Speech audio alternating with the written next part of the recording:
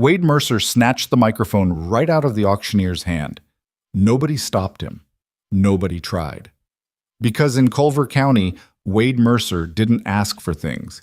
He took them, and the room let him.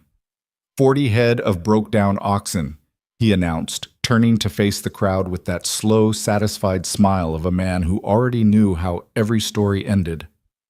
And who's buying them?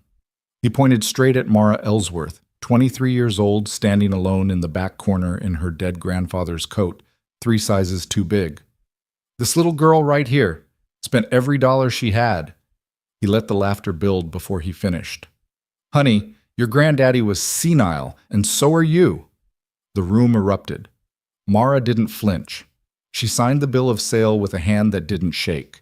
Not because she wasn't afraid, but because she had already decided that fear was a luxury she couldn't afford. If you've ever been laughed at for believing in something nobody else could see, stay with me. Before we go any further, if this is your first time here, hit that subscribe button right now and turn on notifications so you never miss a story like this one. Drop a comment below and tell me what city or country you're watching from. I want to see exactly how far this story travels.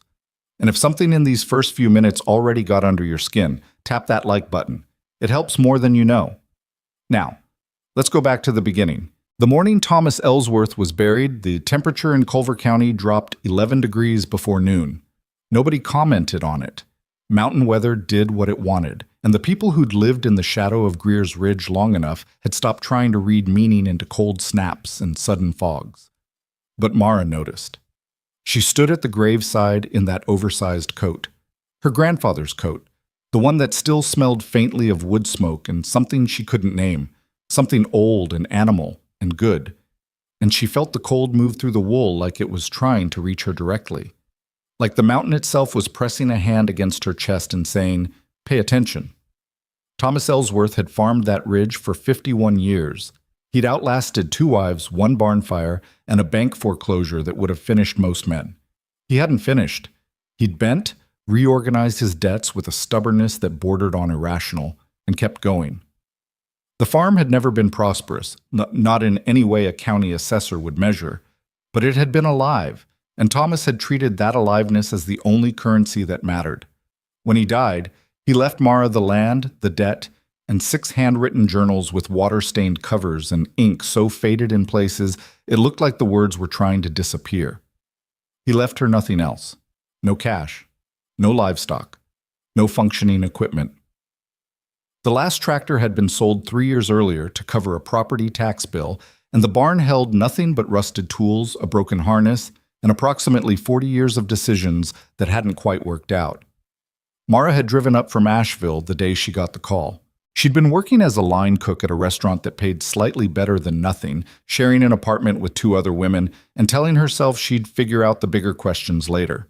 Now later had arrived, wearing the face of a mountain farm with $34,000 in back debt and no clear path forward. She wasn't a farmer.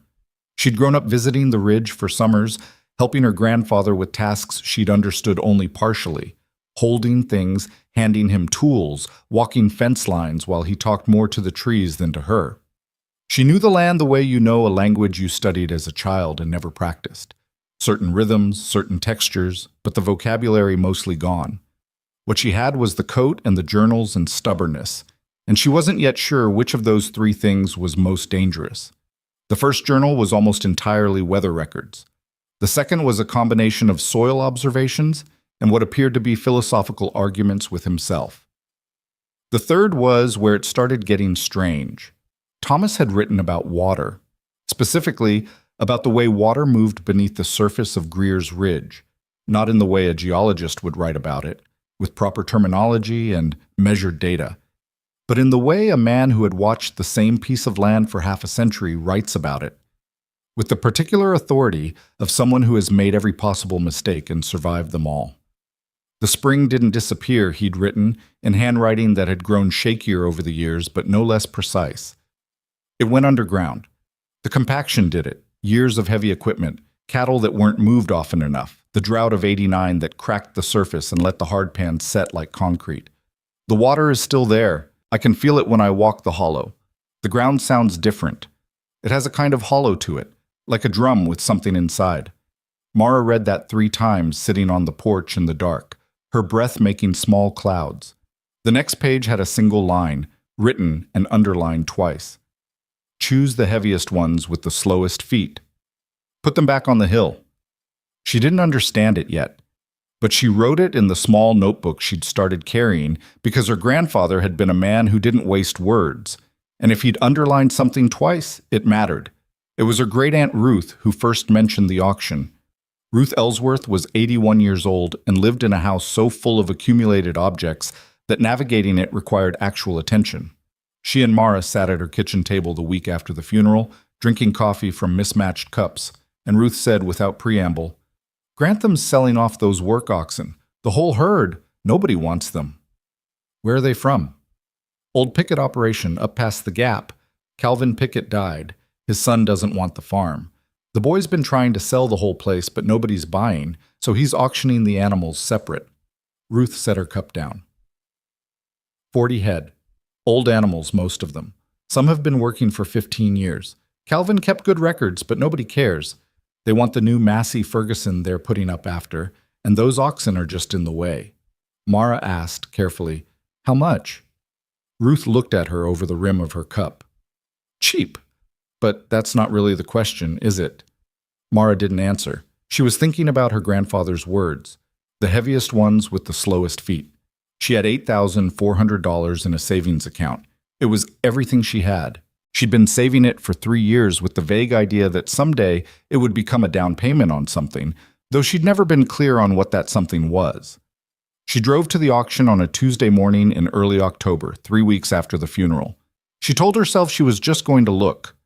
The Grantham sale ground was already packed when she arrived, and the Massey Ferguson, a new model, red as a wound, gleaming under the thin autumn sun, was parked at the entrance like a welcome sign. Men stood around it the way men stand around things they want, tilted toward it, hands in pockets, speaking low. Mara walked past it without stopping. The oxen were in a holding pen at the far end of the lot. They were not, she had to acknowledge, impressive to look at. 40 animals, most of them with the kind of dullness in the eye that comes from years of hard work and indifferent feed. They stood close together with the patience of creatures that had learned patience was all they had. Some of them were massive, genuinely enormous, with shoulders that sat above Mara's head, but that size looked less like power and more like history, like all the work was visible in their bodies somehow. She walked the outside of the pen slowly. She was looking for something, and she wasn't entirely sure what it was. Her grandfather had written, "Heaviest ones with the slowest feet." She watched how they moved when they shifted. Most of them moved like you'd expect exhausted animals to move, economically, without enthusiasm. But some of them moved differently. Not lazily, deliberately, like they were choosing each step. She had her notebook out. She was counting and circling when the voice came from behind her. "You lost, sweetheart?" She turned. Wade Mercer was standing 6 feet away with 2 other men, ranchers she recognized but didn't know by name. And he was looking at her with the particular expression of a man who finds something funny that hasn't been made into a joke yet. Wade Mercer was 54 years old and owned more land in Culver County than anyone except the timber company. He was not a cruel man exactly. Cruelty implies some kind of intention, but he was a man who had never once in his life been told he was wrong by anyone he respected, which had produced in him a casual certainty about everything that functioned exactly like cruelty. "Just looking," Mara said. "At what?" "These animals are done. Calvin worked them hard for 20 years. His boy kept them on poor pasture for 3 more. Ain't a buyer with sense within 100 miles. He glanced at her notebook. "You writing a school report?" She ignored that. "Do you know what their weight runs?" The question seemed to genuinely surprise him. "Weight?" "The bigger ones, the ones that move slow." He exchanged a look with one of the other men. "Why on earth would that matter?" "Just curious," she said. He laughed. It was a sociable laugh, not a mean one. The kind of laugh that assumed you were in on the joke. "Honey, if you're thinking about buying any of these animals for farm work, let me save you the trouble. A good modern tractor does the work of everything in that pen in about 1/8 of the time, and it doesn't eat when it's not working." He smiled. "Unless you've got money to throw away." "I appreciate the advice," Mara said, and turned back to the pen. He stood there a moment longer, like he expected a different response, and then his two companions drew him away toward the Massey Ferguson, and he forgot about her. She kept her notebooks out.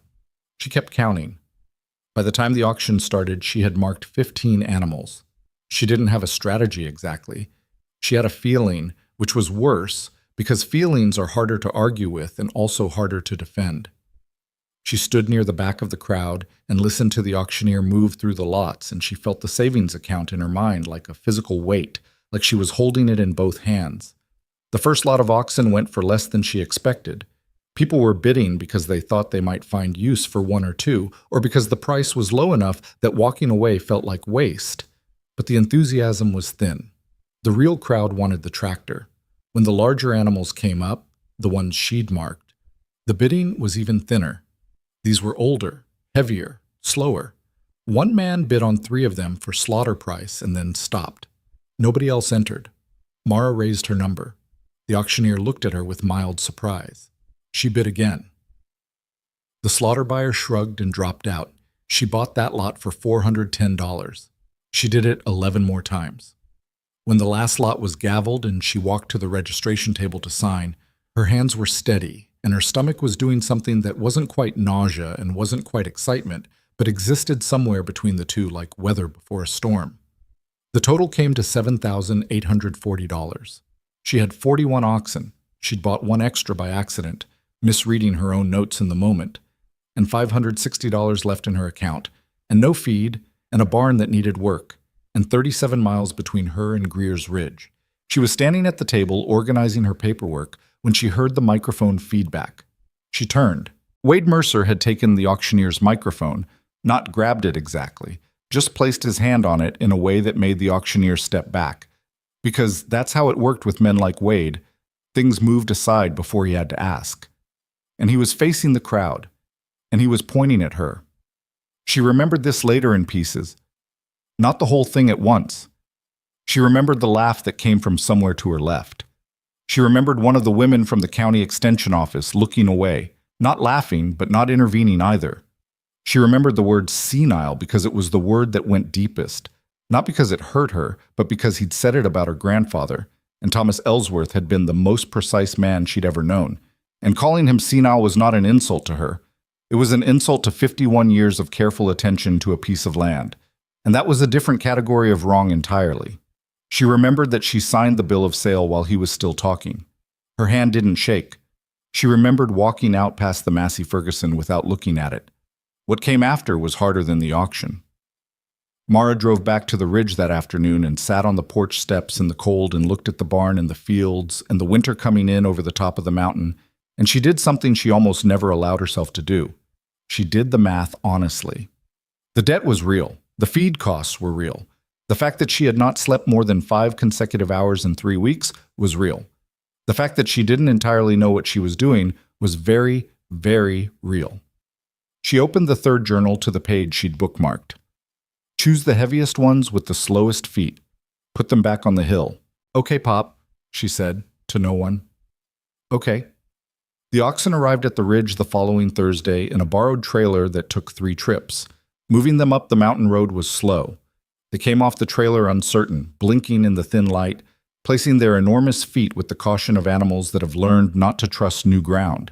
And getting them into the pasture took longer than she'd planned, and she was sweating through her jacket by the time the gate was latched. She stood at the fence afterward and looked at them. They looked back. There was nothing in their expression that resembled gratitude, which she appreciated. They were animals. They were assessing whether the new situation was safe, whether there was water, whether she was a threat. She was not a threat. She was a 23-year-old woman with 60 days of feed money, a dead grandfather's journals, and a herd of discarded animals that the county believed were going to ruin her. All right, she said quietly. Let's figure this out together. One of the big ones, she'd started thinking of him as the general, for no reason she could articulate, lifted his enormous head and looked at her for a long moment. Then he looked away toward the ridge, toward the hickory hollow she hadn't yet walked, toward something she couldn't see. She made a note of it. The nights were the hardest part of that first month. Not the work. The work was exhausting but legible. It had tasks inside it that could be completed, and completion was its own comfort. The nights were different. The nights were when the math came back, when the voice that sounded unfortunately like common sense asked her what exactly she thought she was proving and whether proving it was worth the cost. She answered it the only way she knew how. She read the journals. Thomas Ellsworth had not been a man who expressed emotion easily or often. He'd been raised by people who treated sentiment as a kind of weakness, and that training had left marks. But the journals were different. In the journals, he'd allowed himself something. Not softness exactly, but something adjacent to it. Honesty, maybe. The particular honesty of a man writing to no audience, recording observations he wasn't sure mattered, following hunches he couldn't fully explain.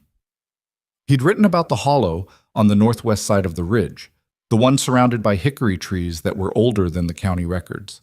He'd written about how the ground there sounded different when you struck it, a note he described as hollow, which he'd underlined, and then crossed out, and then written again.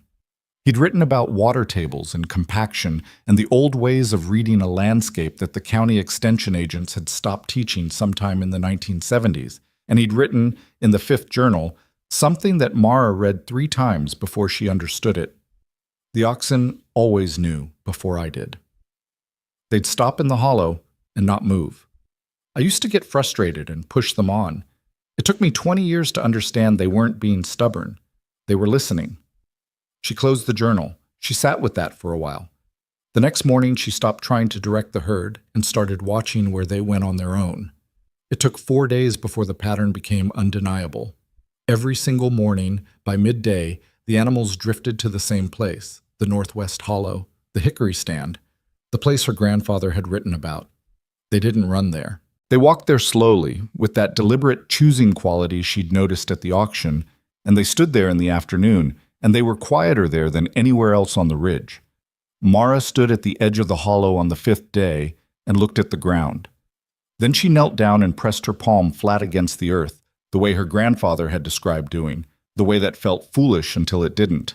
The ground was cooler than it should have been, not dramatically, not obviously, but measurably cooler than the surrounding soil, even in the October warmth.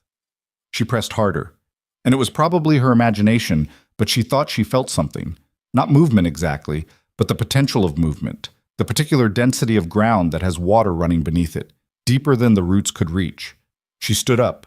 She looked at the 41 animals watching her with their calm, assessing eyes. "I think I'm starting to understand," she said. The general put his head down and pulled a mouthful of grass, which was not an answer, but it wasn't a contradiction either. She went inside and read the journals until midnight, and what she was building, slowly, imperfectly, from her grandfather's words and the animal's instincts and her own stubborn refusal to concede that she'd made a catastrophic mistake, was beginning to look less like a hope and more like a plan. She didn't tell anyone. There was no one to tell who wouldn't laugh, but she kept her notebook, and she kept walking the hollow, and she kept watching the way the heaviest animals with the slowest feet moved across the ground, pressing it, working it, their enormous weight doing something to the compacted earth that she was only beginning to understand. The mountain was keeping its secret, but it was starting to feel, to Mara, like a secret that wanted to be found. The cold settled into the ridge the way it always did in late October. Not all at once, but gradually, the way a person eases into a difficult conversation, testing the temperature before committing. Mara had been on the mountain for 6 weeks. She'd stopped counting the days sometime around the end of the 3rd week, when counting started to feel like a way of measuring how much she hadn't accomplished, and she had enough of that already without keeping a formal record. The routine had built itself without her planning it. She was up before 5, checking water, checking feed, walking the fence line in the dark with a flashlight that had a failing battery she kept forgetting to replace. The big animals needed more feed than she'd originally calculated. She'd done her math based on average weights, and these were not average animals. These were the heavy ones, the slow ones, the ones nobody had wanted, and their maintenance costs reflected that. She'd had to call the feed supplier twice to adjust her order, and both times the man on the phone had been polite in the particular way that people are polite when they think you're making a mistake. The notebooks were multiplying on the kitchen table. She'd started 3 new ones beyond the small one she'd carried to the auction, and they were developing a system of their own. Movement patterns in the mornings, water behavior after rain, the way the herd sorted itself by the time they reached the hollow. She didn't know what she was building yet. She was collecting, the way her grandfather had collected in his journals, with the faith that the pattern would eventually declare itself. It was the hollow that was starting to keep her awake at night. Not with anxiety exactly, with something more like pressure, the feeling of a thought that was almost complete, that kept arriving at the edge of her understanding and then sliding back before she could get a grip on it. She'd read her grandfather's 5th journal so many times, the binding was starting to separate. She knew the relevant passages by memory now, could recite them in the dark. The ground sounds different, the hollow to it, like a drum with something inside. She'd started doing what he described, striking the ground with her heel in different places, listening. Most of the ridge gave back the same flat thud you'd expect from packed mountain soil. But in the hollow, in the hickory stand, the sound shifted. It wasn't dramatic. It wasn't the kind of thing you'd notice if you weren't listening for it. But it was there. A faint, slightly different resonance, the note half a step lower than the surrounding earth, like the ground was sitting over something that wasn't entirely solid. She told this to Ruth during her weekly visit, sitting at Ruth's kitchen table with the same mismatched cups. Ruth listened without interrupting, which was unusual for her. "He used to say the water was alive under there," Ruth said finally. "I thought he was being poetic." "He wasn't being poetic," Mara said. "He was being literal. He just didn't have the language to explain it in a way people would take seriously." Ruth looked at her for a moment. "What are you going to do about it?" "I don't know yet. The oxen keep going back there, every day, without being directed." "Animals know ground," Ruth said simply. "Always have. We just stopped listening to them when we started listening to machines instead." She picked up her cup. "Your grandfather used to say that too. Nobody wanted to hear it. Did he ever try anything? To get to the water?" Ruth was quiet for long enough that Mara thought she wasn't going to answer. Then, "He tried once. With a rented excavator, early 90s, tore up half the hollow before he gave up. Said the machine was doing it wrong, going too deep, disrupting the capillary structure, whatever that meant." She paused. "He never rented equipment again after that. Said it was the worst mistake he made on that mountain." Mara drove home thinking about that. The worst mistake he made on that mountain. And he'd made a lot of mistakes. Thomas Ellsworth had. The journals documented them with unsentimental honesty, each one annotated with what he'd learned and what he wished he'd done differently. For excavating the hollow to make the list above everything else said something significant about what the hollow meant to him and what he believed was still possible there. She pulled into the farm drive and sat in the truck for a minute, looking at the barn. Then she went inside and opened the 4th journal to a section she hadn't spent enough time on. A cluster of entries from the winter of 2003, when Thomas had written extensively about something he called traditional cultivation pressure, a phrase that appeared nowhere else in the journals, and that Mara had initially skipped past as one of his more obscure tangents. She read it carefully this time. He'd been corresponding with a retired agricultural historian from a university she'd never heard of, a man named Aldous Vreek, who had apparently spent 40 years documenting pre-mechanized farming techniques from the Appalachian region. Thomas had written out portions of their conversations in the journal, his own handwriting recording what Vreeke had told him, and what Vreek had told him was this. In the mountain communities of the 18th and early 19th century, farmers had known about springs that went underground under compacted soil, and they had known how to find them, and the method they used was not excavation. It was pressure. Specific, distributed, patient pressure applied by draft animals. Not horses, specifically, because horses were too light and moved too quickly. Oxen. The heavy breeds, the slow breeds, the ones that placed each foot with deliberation and whose combined weight, walked repeatedly across a specific area in specific patterns, could shift soil compaction at a depth that no surface tool could reach. The old men knew, Thomas had written in his own words, underlining it. They knew which animals to use and how to walk them. The water didn't need to be found. It needed to be let out. Mara read that sentence 5 times. Then she sat very still in the kitchen chair, in the October quiet, with the sound of the herd settling down for the night coming faintly through the wall, and she understood what her grandfather had left her. Not the land, not the debt, not even the journals. He'd left her the herd, the specific herd, the heaviest ones with the slowest feet. He hadn't been speaking generally. He'd been writing a set of instructions. He'd known about the picket oxen, or animals like them, or perhaps he'd simply known what to look for, and he'd trusted that she would find them and follow the logic to where it led. She was so tired that her hands were shaking slightly, which happened sometimes now when she went too long without eating. She got up and made herself toast and ate it standing at the counter, and then she went back to the journals. By midnight, she had a plan. It was an incomplete plan, riddled with things she didn't know and couldn't yet solve, but it had a shape. It had a direction. And for the first time since she'd signed that bill of sale, she felt something that wasn't dread. The problem was that she didn't know how to do it. She knew cattle, roughly. She'd helped her grandfather work with cattle, had a general sense of animal handling, could manage the herd's basic needs with the competence of someone who had learned by doing and was still mostly doing it wrong and correcting as she went. But working oxen, using them as working animals, directing them in coordinated effort across specific terrain, that was a different thing entirely. The last person who had done that on Greer's Ridge had been Thomas himself, and he was in the ground, and his journals stopped in 2019. She asked Ruth about it. Ruth thought for a while and then said, "There's a man named Harlan Beach. Used to farm up past the Crestview Gap with a team. He's old now, must be in his mid-70s. He might know someone." Harlan Beach did not know someone, but Harlan Beach knew things. He agreed to come out to the farm on a Saturday in November, and he walked through the pasture with Mara for 2 hours, looking at the animals with the eyes of a man who had spent decades understanding them, and what he said was not encouraging. "These animals haven't worked in years," he told her, standing at the fence of the upper pasture with his hands in his jacket pockets. "You can see it in how they carry themselves. They were good animals once. Well trained, you can still see the traces of it, but they've been left idle long enough that you'd have to start almost from the beginning." "How long would that take?" He made a sound that wasn't quite a laugh. "Depends on the animals, depends on the handler. You ever worked oxen before?" "No." "Trained any working animals?" "Dogs," she said, "and a mule, once, for about a week." He looked at her. "A mule for a week." "I know." He was quiet for a moment.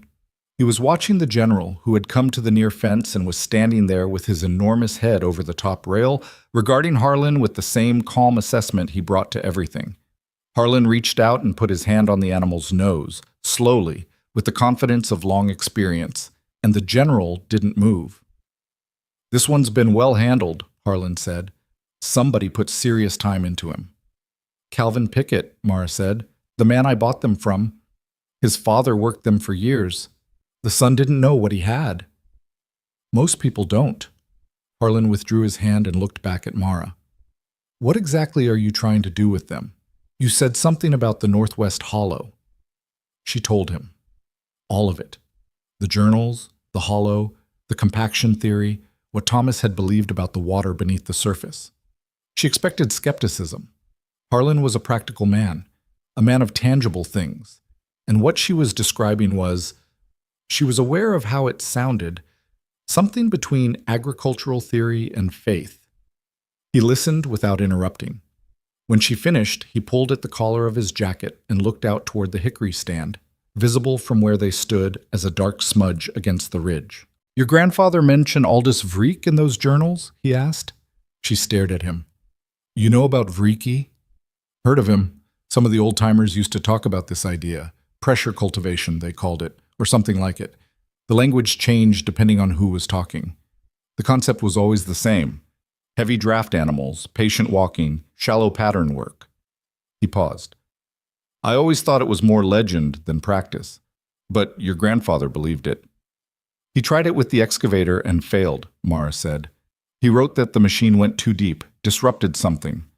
Harlan nodded slowly. "That tracks.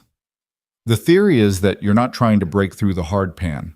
You're trying to shift it incrementally. Vibration, weight distribution, the heat from the animals themselves, all of it working together over time. An excavator tears, the oxen press." He looked at the general again. "It would need to be done just right. Shallow furrows, patient repetition, specific patterns across the hollow."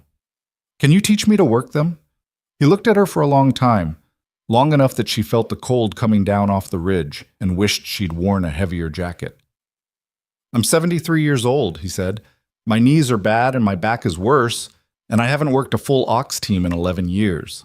He paused. I can teach you what I know. Whether it's enough, so that depends on the animals and on you and on whether your grandfather was right about what's under that ground. When can you start? He almost smiled. You're not a person who waits, are you? I can't afford to be, she said simply. Harlan came back the following Monday, and the Monday after that, and every Tuesday and Thursday for the next 3 weeks, in the cold and sometimes in sleet, working with Mara and with the two animals she'd identified as the strongest and most responsive. The general and a second large ox she'd named simply Pear, because he was always where the general was, as if they'd made some private arrangement. The training was not smooth. Nothing about those weeks was smooth. Mara made mistakes that Harlan corrected without condescension, but also without softening. He was a man who had lived long enough to believe that imprecision in animal handling cost you more in the long run than the discomfort of honest correction did. She bruised her right hand badly on the third day trying to manage a yoke adjustment that went wrong. She lost the pair twice in the first week, once for 4 hours in the lower wood, because she'd misread a signal and the animals had taken advantage of the confusion. But she learned. She learned the language of it, which was mostly physical, the weight and angle of her own body, the direction of her voice, the particular rhythm of command that these animals had been trained to respond to decades ago and had not entirely forgotten. She learned that patience was not passive. It was an active choice that required renewal every few minutes, a decision to stay present rather than push, to wait rather than force. The general was the key. He was not the most tractable animal in the herd. He had opinions and he expressed them. But he was the smartest, and when he decided to work with her, the other large animals followed his assessment. Getting the general to decide she was worth following had taken most of the first 2 weeks and had involved more failed attempts than she was comfortable admitting even to her notebook. But on the morning of their third Tuesday together, something shifted. She'd arrived at the pasture before Harlan and found the general already at the near gate, standing there in the cold gray light as if he'd been waiting. She'd approached him slowly, and he'd let her come close, and he'd looked at her with those calm, dark eyes, and she'd had the irrational but unmistakable feeling that he'd made a decision. She'd put her hand on his neck, and he'd leaned into it, very slightly. "Okay," she said quietly. "Okay." When Harlan arrived 20 minutes later, he stopped at the gate and watched the two of them for a moment before he climbed over. "What happened?" he asked. "I don't know," she said. "He just decided." Harlan nodded like that was a complete explanation. "That's how it works," he said. "They have to choose to do it. You can't train them into it. You can only make yourself someone worth choosing." The county, meanwhile, had not forgotten about Mara Ellsworth and her 40 oxen. If anything, the story had calcified into a kind of local legend. The foolish girl from Asheville who'd blown her savings on livestock nobody wanted and was going to lose the mountain farm her grandfather had left her. It was the kind of story that made people feel instructive, like it contained a lesson worth repeating. And it got repeated at feed stores and diners, and at the end of bar counters when people ran out of other things to say. Wade Mercer repeated it most often. He was not doing it with specific malice. It wasn't as intentional as that. But he had a social gift for stories that confirmed his existing beliefs, and the Ellsworth girl's failure confirmed a belief he'd held for a long time. That sentiment was a bad substitute for sense, and that young women who inherited land they didn't understand should sell it to people who did. His ranch hand, a young man named Evan Brooks, heard the story probably a dozen times before he stopped listening to it. Evan was 17 and had been working for Wade Mercer since the summer, doing fence work and general labor for an hourly rate that wasn't generous, but was steadier than anything else available in Culver County to a 17-year-old with a mediocre school record and no particular plan. He was good with animals, better than he was with most other things. And he had a quality that the people who knew him had difficulty naming, but that amounted to something like, he paid attention. He noticed things. He kept what he noticed to himself because there wasn't generally anyone around who seemed interested in hearing it. He heard the Ellsworth story and thought it sounded like there was more to it than Wade Mercer's version. He didn't say so. He kept going to work, kept doing his fences, kept thinking. Then one Tuesday in late November, he was repairing a section of Mercer's fence line that ran along the county road near the base of Greer's Ridge, and he looked up and saw a woman walking 2 oxen along the logging trail at the edge of the upper pasture. The animals were enormous. They moved with a slowness that looked almost intentional, like they were trying to feel each step. And the woman was walking with them in a way that wasn't driving. It was more like accompanying, like she was part of the movement rather than directing it. He watched for almost 10 minutes before he realized his work had completely stopped. That weekend, he drove out to the Ellsworth farm. He didn't call ahead because he didn't have the number, and also because he wasn't sure he'd actually go through with it if he had time to think about it too much. Mara was in the barn when he pulled up, replacing a section of harness leather that had cracked in the cold. She looked up when he came in, and he saw her register his youth and his Mercer Ranch jacket, and he watched her decide something quickly. "You work for Mercer," she said. Not an accusation, a fact. "Yes, ma'am. I saw you working the oxen on Tuesday." He stopped. He didn't know exactly what to say next. "I'm good with animals. I've been working cattle since I was 12. I thought maybe—" He stopped again. "You thought maybe what?" "I thought maybe you needed help," he said. "And I thought maybe it would be— I don't know. I just wanted to see what you were doing." She looked at him for a long moment. She was evaluating him the same way the general evaluated things, directly, without performance. "What's your name?" "Evan Brooks." "Does Wade Mercer know you're here?" "No." "Are you going to tell him?" He thought about it honestly. "Probably not." She almost smiled. "You any good with a yoke pin?" "I've never worked oxen," he admitted, "but I learn fast and I don't complain, and I won't tell you I know something when I don't." That last part seemed to matter. She straightened up from the harness and looked at him for another moment, and then she nodded, once the way his grandmother used to nod when she'd decided something and didn't need to discuss it further. "Be here Saturday at 6, she said. "Bring work boots if you've got them. We're going to try walking the hollow." He was there at 5:45. He wore the work boots. The first walk through the hollow with all 4 of them, Mara, Evan, the general, and Pear, produced nothing dramatic. Nothing dramatic was expected. What Mara was learning from Harlan, and what she was beginning to understand from her grandfather's journals in a way that went deeper than intellectual comprehension, was that this was not a process with a clear visible before and after. It was incremental. It was cumulative. Each pass of the oxen across the hollow was one more application of weight, one more infinitesimal shift in soil compaction at a depth where the casual observer would see nothing changing at all. But she was measuring.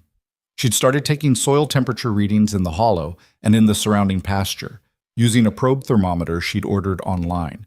And the numbers were doing something small but consistent.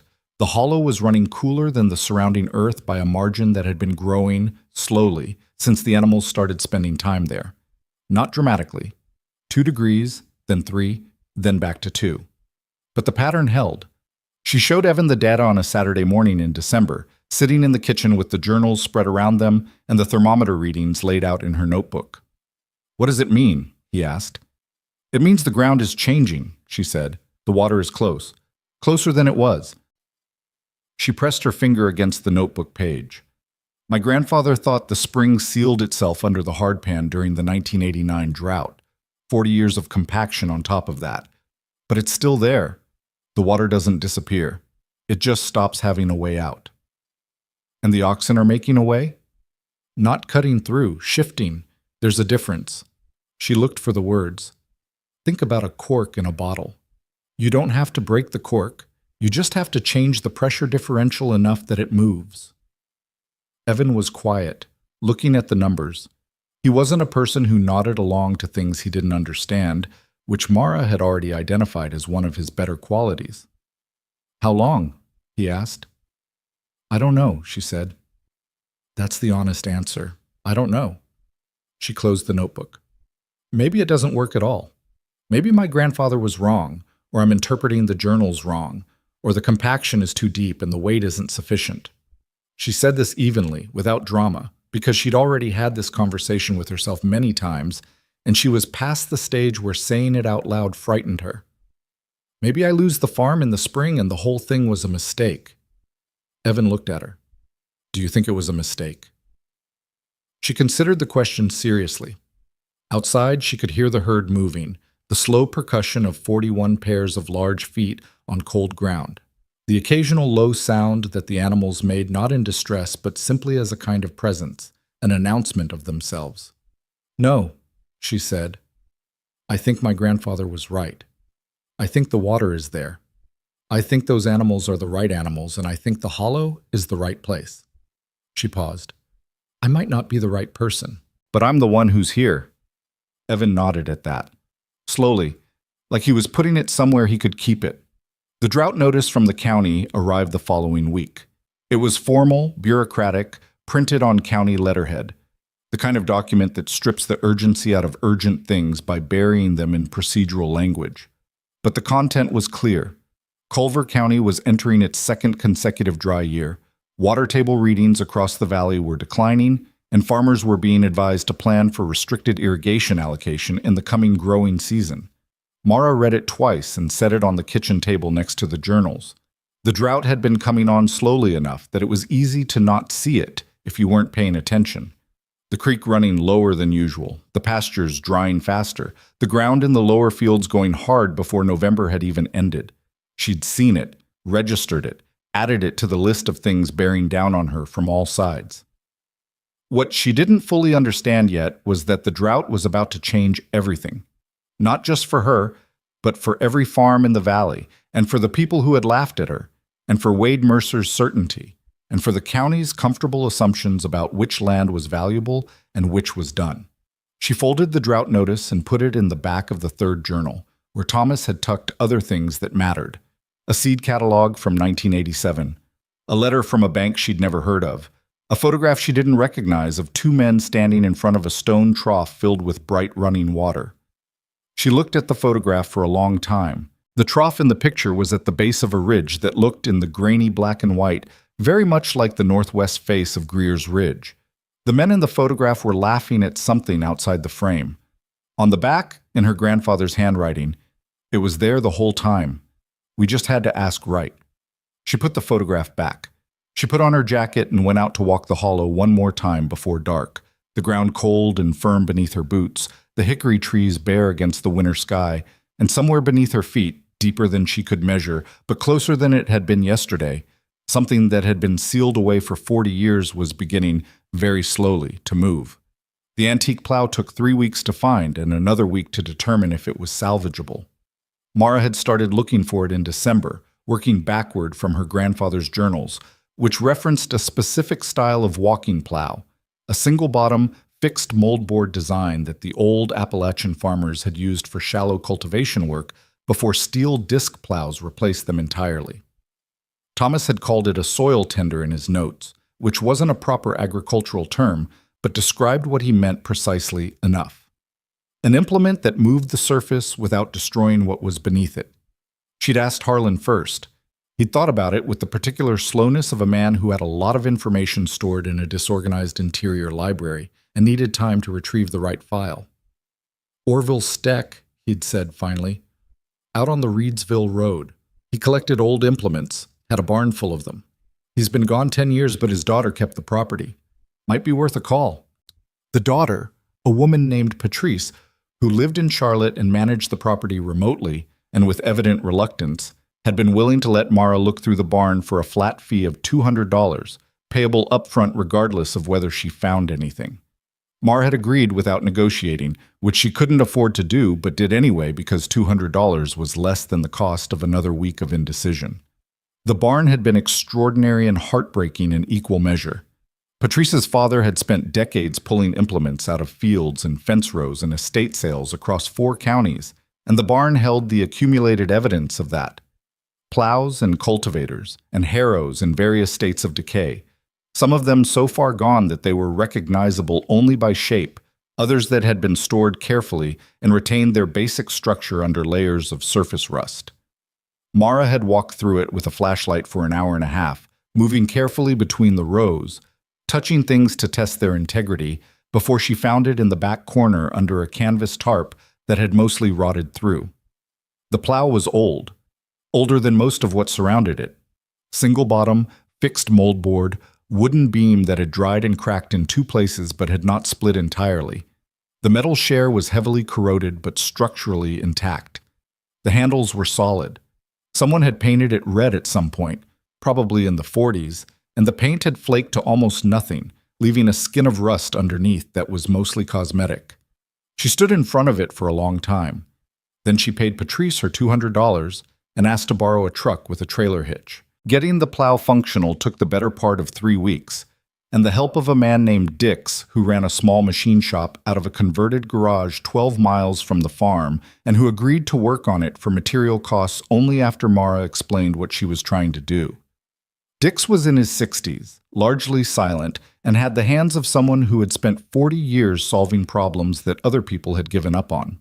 He replaced the share, reset the coulter, and did something careful and time-consuming to the wooden beam that involved steam and clamps and a kind of patience that Mara watched and tried to learn from. "You know how to use one of these?" he asked on the last day, wiping his hands on a rag that was past the point of serving any cleaning function. "I'm learning," she said. He looked at the plow and then at her. "Shallow," he said. "You keep it shallow. These old designs will go deep if you let them. Keep pressure on the handles, keep the share riding high. The minute you let it dig, you've done something you can't undo." "How shallow?" He held his thumb and forefinger about 3 inches apart. She nodded. "Your grandfather farmed this way?" he asked. It wasn't a casual question. Dix had known Thomas, or known of him, the way people in small mountain counties know of each other without being close. "He tried to," she said. "He didn't get far enough." Dix was quiet for a moment. "He was a stubborn man, Thomas Ellsworth. I mean that as a compliment." "So am I," she said. He almost smiled. "Yeah," he said. "I can see that." The yokes were a different problem. The ones that had come with the picket animals were functional but poorly fitted. Calvin Pickett had apparently let them deteriorate over the last few years, and several of them had been repaired with materials that weren't suited to the purpose, and had begun to fail in ways that weren't always visible until they were under load. Harlan walked the barn with her on a Saturday morning in January and identified the ones that were genuinely dangerous and the ones that were merely inadequate. "You've got 3 pairs here that could work," he said. "The rest need rebuilding or replacing. Rebuilding is possible, but it takes time and it takes someone who knows wood. Do you know wood?" He looked at her sideways. "I know enough. I'm not a craftsman." "But you can do it?" He pulled his cap off and ran a hand over his head. "You know what I said about my knees and my back?" "I know," she said.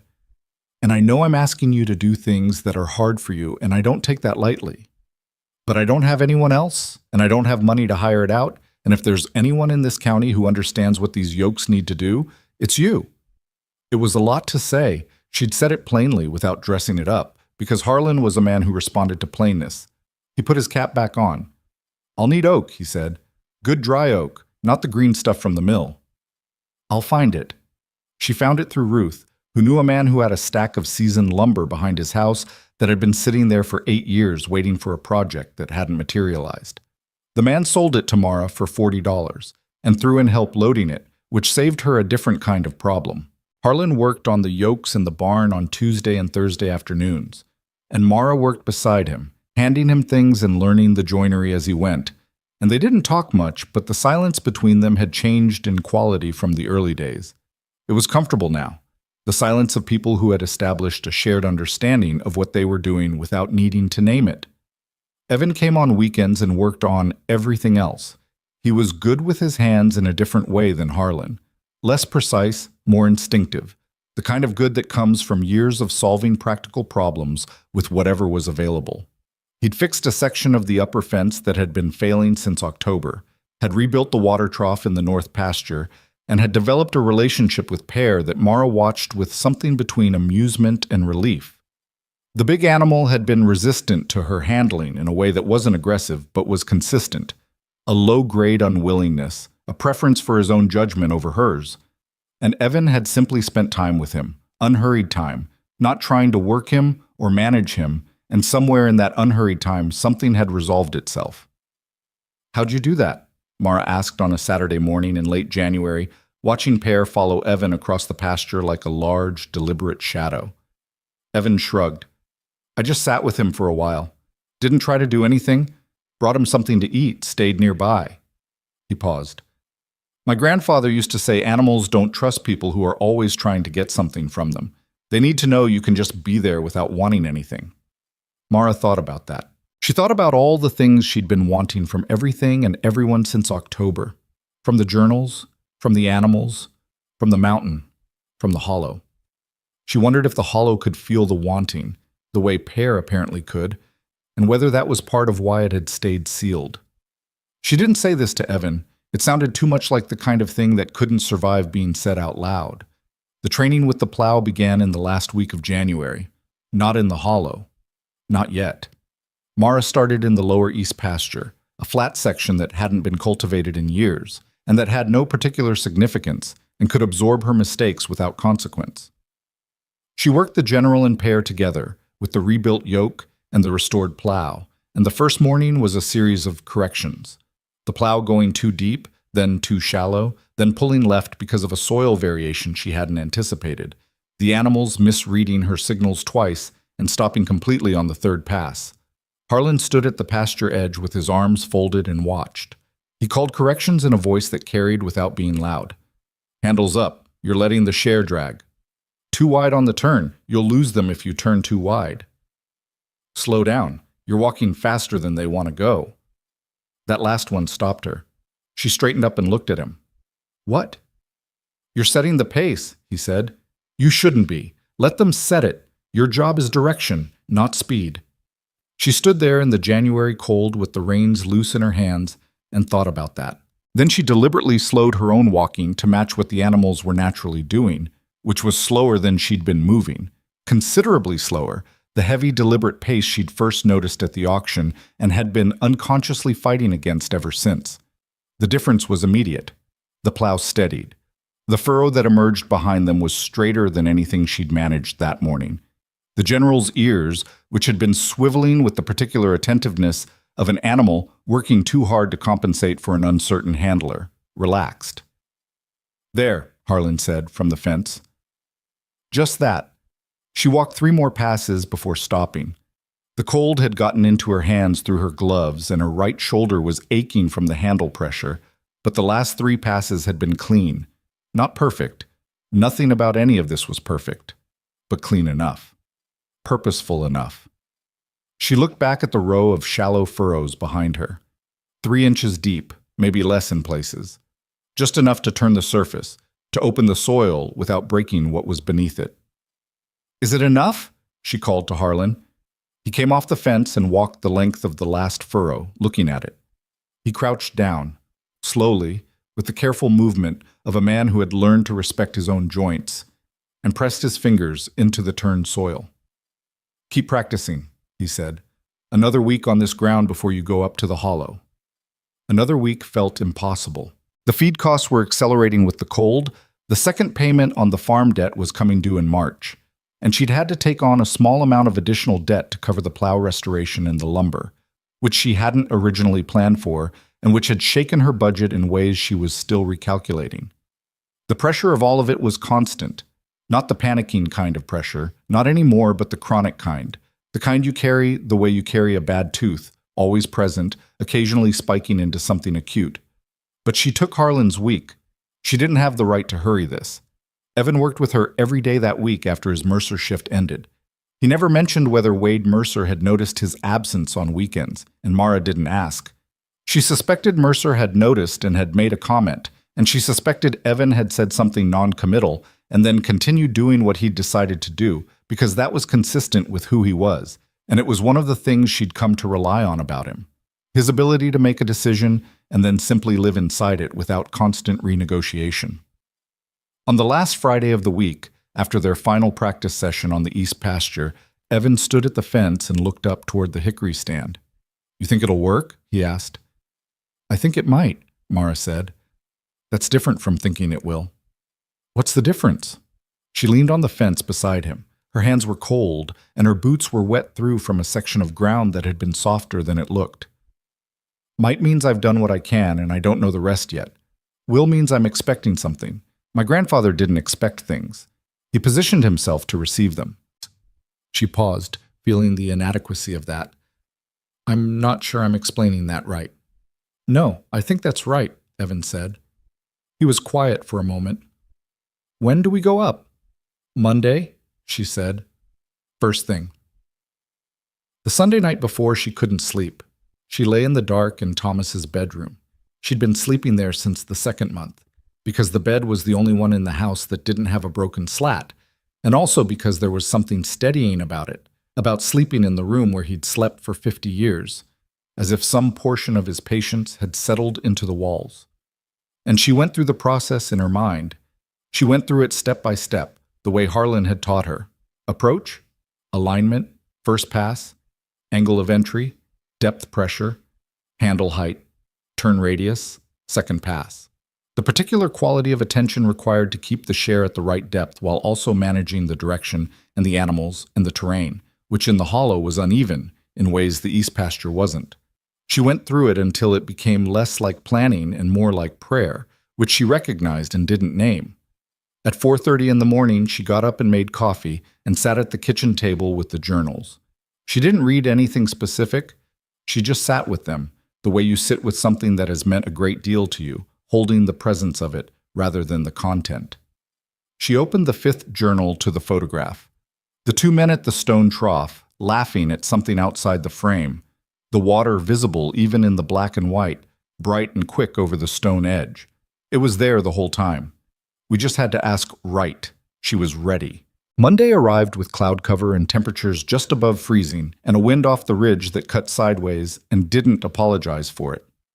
Evan was there at 5:40 as he always was, and Harlan arrived at 6 in his truck with a thermos of coffee he shared without ceremony. They harnessed the general and pair in the barn with the quiet efficiency of people who had rehearsed this enough times that the routine had become its own kind of language, each step following the last without needing to be named. Walking them up to the hollow took 20 minutes on the logging trail. The animals moved well in the cold. They were built for it, their size and mass making the temperature a minor consideration rather than an obstacle. And the general had the settled quality he always had when he'd decided a thing was worth doing. Pear followed close, his breath making small clouds in the air. Mara carried the plow handles. Evan carried the extra tack. Harlan walked behind them all, not carrying anything, watching everything. The hollow was quiet in a way it was only in winter, the hickory trees bare and the ground visible without the summer cover. She could see its shape more clearly now, the slight depression at the center, the way the earth curved inward, almost imperceptibly, toward a middle point that she'd marked with a small stake back in November. That point was where the soil temperature differential was most consistent. That was where Thomas had written about hearing the different sound. She stopped the animals at the edge. "One pass first," Harlan said from behind, "across the grain of the slope. Keep the share at 2.5 inches. Don't go deeper." "I know," she said. "I know you know," he said. "I'm saying it anyway." She positioned herself behind the plow, took the handles, found her footing. She said the word to the general, and he moved forward, and Pear moved with him, and the share bit the surface of the hollow ground with a sound she hadn't expected. Not the scraping drag of the East pasture soil, but something slightly different, a lower register, a sound with more give to it. The first pass took 4 minutes. The furrow that emerged behind the share was clean and shallow, the turned soil darker than the surface crust, and it was, she noticed it immediately, could not have not noticed it, cooler. Not dramatically, but perceptibly, visibly cooler in the way that wet sand is visibly cooler than dry sand, a depth of color rather than a surface temperature, a quality of the earth that said, something is different here. She stopped at the far edge and looked back. Evan was standing very still. Harlan was crouching at the near end of the furrow with his hand in the turned soil. "Again," he said. She turned the team, slowly, with the wide arc she'd practiced. Got them repositioned, made the second pass parallel to the first, 18 inches offset. The same sound, lower than the surrounding soil, the same darkness of the turned earth. On the third pass, 6 inches from the second, something changed. She felt it before she saw it. A shift in the resistance against the handles. Not a hard obstruction, not a rock or a root, but a change in the quality of the pressure, as if the soil had become suddenly less unanimous about holding its shape. The share rode through it without catching, and she almost didn't stop, but her hands felt it, and she stopped. She looked down. The furrow was wet. Not dramatically wet, not pooled, not running, but the soil in this third furrow was dark with moisture in a way the first two hadn't been, a visible saturation that hadn't been present 12 inches to the right. She stood there without moving.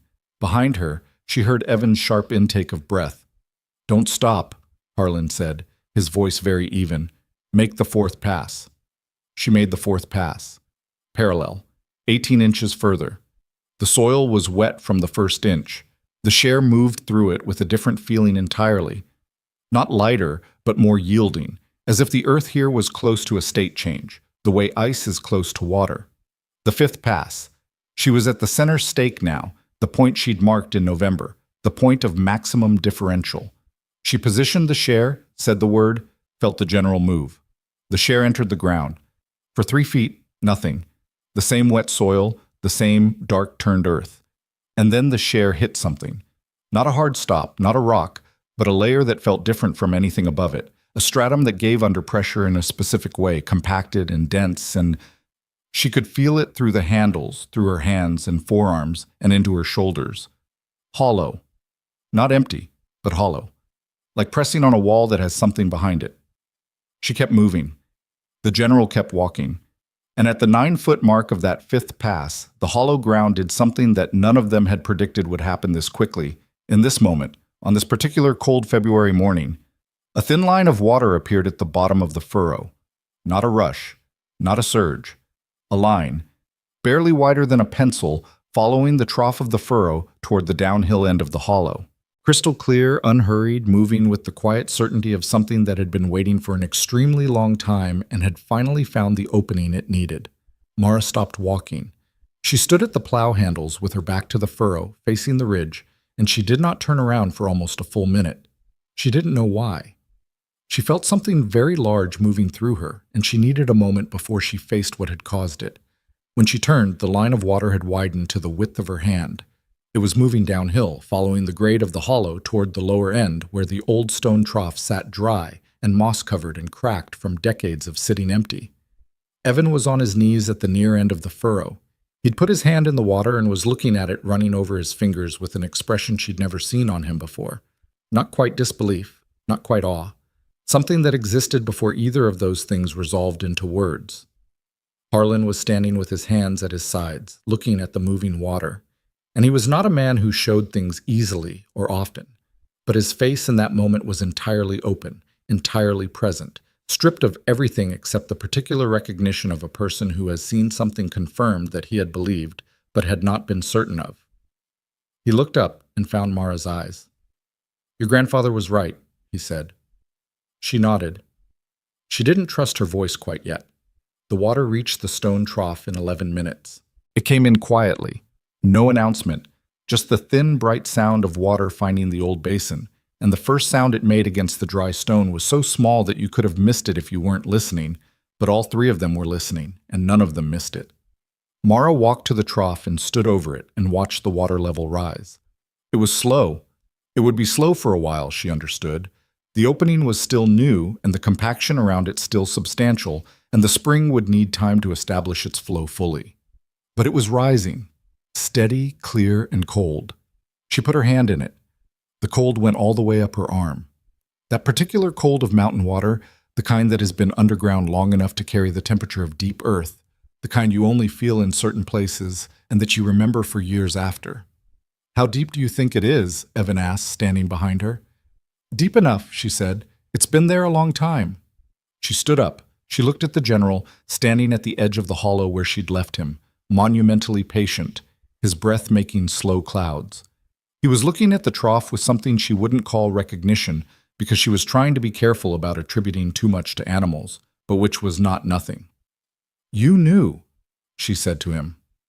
Not angry, not even surprised. He looked at her, then back at the trough, then dropped his enormous head and pulled a mouthful of dead winter grass from the edge of the hollow with the composure of an animal that had made its contribution and considered the conversation complete. The three of them stood in the hollow for a long time after that, not talking much, watching the water find its level in the old stone basin. The February sky above the hickory trees was the flat white of cloud cover without wind, the kind of sky that holds everything still, and the only sounds were the water and the breathing of the animals and the occasional crack of frozen wood settling in the trees. Mara was thinking about her grandfather and the photograph and the two men laughing at something she'd never see. She was thinking about 51 years of patience and one bad decision with an excavator and the journals he'd kept anyway, recording what he knew, trusting that someone would eventually read them right. She was thinking about the fact that the county still believed she had failed. Every rancher, every neighbor, every person who had stood at that auction and laughed. Not one of them knew what was happening on the northwest face of Greer's Ridge on this particular February morning. The mountain had produced something extraordinary, and the valley had no idea. She wasn't ready to tell them. Not yet. The water was new and fragile, and she needed to understand what she had before she showed it to anyone who might not be careful with it.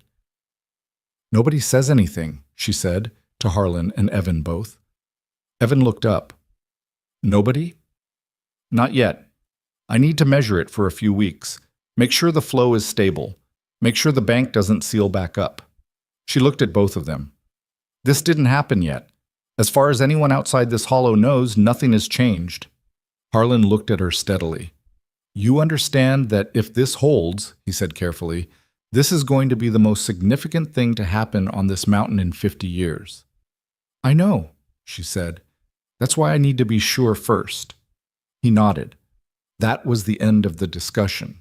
She walked the plow out of the hollow herself, leading the general and pair back down the logging trail in the flat white light, with the sound of water still in her ears, and she kept her face neutral the whole way down, the way her grandfather had apparently kept his face neutral at the auction where nobody wanted the animals she'd just watched move water, because Thomas Ellsworth had understood something that she was only now beginning to fully grasp. The mountain didn't owe anyone an announcement. The water didn't perform. The important things happened quietly, and you protected them until they were strong enough to speak for themselves. She put the animals up and cleaned the tack and went inside and wrote 11 pages of notes in her newest notebook, every measurement and observation she could capture, the water level in the trough, the temperature, the clarity, the rate of rise over the 40 minutes they'd stood there watching. Then she opened the 5th journal and put it in front of her and looked at her grandfather's handwriting for a long time. She picked up her pen. Below his last entry, the one that ended with, "We just had to ask right," she wrote 5 words in her own handwriting, below his, the two of them sharing the page across the years between them. "I asked right, Pop." Finally. She measured the trough every morning for the first 2 weeks without telling anyone. The notebook she used for this was different from the others, smaller, more utilitarian, the kind sold in grocery store checkout lanes. Nothing special about it except that it was dedicated entirely to the spring. Each entry had the date, the time, the water level measured against a nail she'd driven into the stone at a consistent point, the temperature taken with the probe thermometer, and a brief notation about the clarity and flow rate. She did this at 5:15 every morning before the animals were fed, before coffee, before anything else, because she'd decided that the spring got her first attention of the day until she understood what it was doing. What it was doing in those first 2 weeks was building. The flow wasn't consistent. It fluctuated, some mornings stronger than others, twice dropping back to a trickle that made her stomach clench before recovering by afternoon. On the 9th day, she'd gone up to the hollow in the dark at 2 in the morning because she'd woken from a dream she couldn't remember and had a fear she couldn't name, and she'd stood at the trough with her flashlight and found the water still moving, still clear, still cold. And she'd stood there in the February dark for 20 minutes before she was willing to go back down. Evan found the entry for that night in her notebook. She'd left it open on the table. And he didn't say anything about it directly. He just arrived the next Saturday with an extra coil of waterproof cable and a cheap battery-powered sensor that he'd apparently ordered online with his own money. And he rigged a rudimentary water level monitor that would send an alert to her phone if the flow dropped below a threshold he helped her set. "You don't have to," she started. "I know," he said, and kept working. She let him. Some things are better received without a full sentence around them. By the third week, the flow had stabilized into something she could begin to trust. The fluctuations were still there, but smaller. The range narrowing as the spring established itself, the surrounding compaction slowly yielding to the changed pressure environment.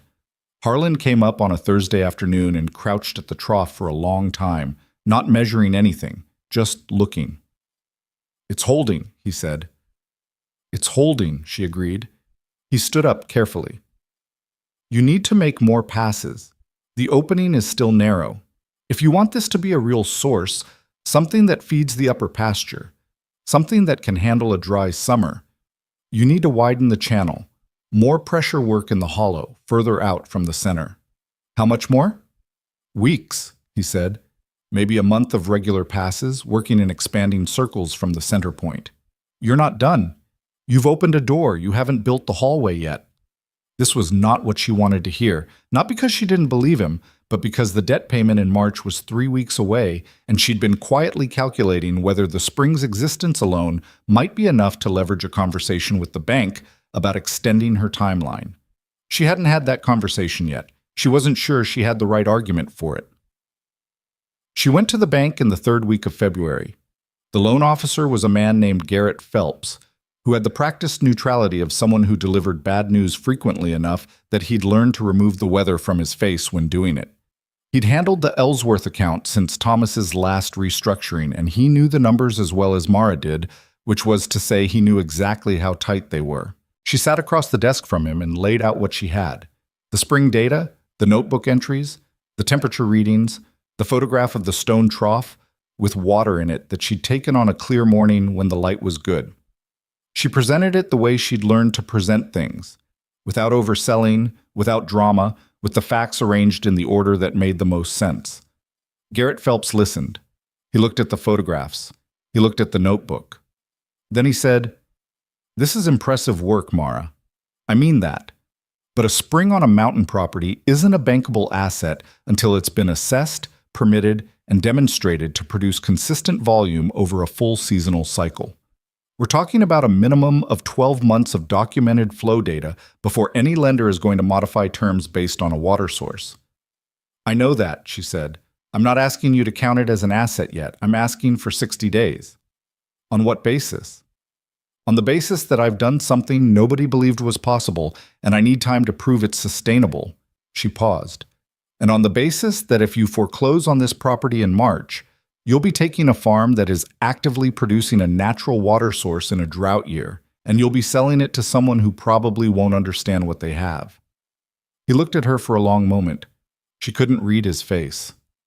"60 days, he said finally. "I can give you 60 days without a formal extension.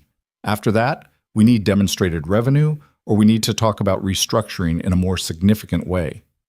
She drove home with 60 days and no plan for what to do with them yet, which was approximately 60 days more than she'd had before the meeting, and she decided to count that as progress. The work in the hollow continued. Every other morning, weather permitting, she and Evan walked the general in pair through the expanding pattern Harlan had prescribed. Wider circles from the center point, shallow passes, patient repetition. The ground responded. It was not fast, and it was not dramatic, but it was visible to anyone who knew what to look for. The soil in the hollow was changing texture, loosening incrementally from the compaction of 40 years, and the spring was responding to each new pass with small but measurable increases in flow. By early March, the trough was overflowing, not dramatically, not a cascade, not a spectacle. A steady overflow over the low side of the stone rim, running downhill through the dead winter grass in a thin, bright line toward the lower pasture. Mara stood at the trough one morning and watched the overflow and felt something move through her that she couldn't immediately classify. It wasn't triumph. It was more like the feeling of a thing being restored to its correct shape, the particular satisfaction of watching something broken become whole again that had nothing to do with her personally, except that she had been present and had done what was needed. She took her measurements. She wrote them down. She took 12 photographs from different angles with the morning light on the water because the morning light was honest, and she wanted honest documentation. Then she called Harlan. "It's overflowing," she said when he picked up. A pause, then, "In March." "In March." Another pause. before the snow melt has had time to contribute significantly. Yes. She heard him exhale. Not dramatically, just a breath released, the breath of a man setting something down that he'd been carrying since February. Your grandfather would have had a great deal to say about this, he said, most of it unsuitable for public conversation. She laughed. It came out shorter than she expected, rougher, and then she had to put the phone down for a minute because something was moving through her chest that needed space, and she stood at the kitchen window looking at the ridge with her hand pressed flat against the glass, and when she picked the phone back up, she said, "I know." "What are you going to do?" he asked. "Keep measuring," she said. "Keep working the hollow, and wait." What she was waiting for was what happened next in every story of this kind, the moment when the private becomes public, not because you chose it, but because the land doesn't keep secrets the way people do.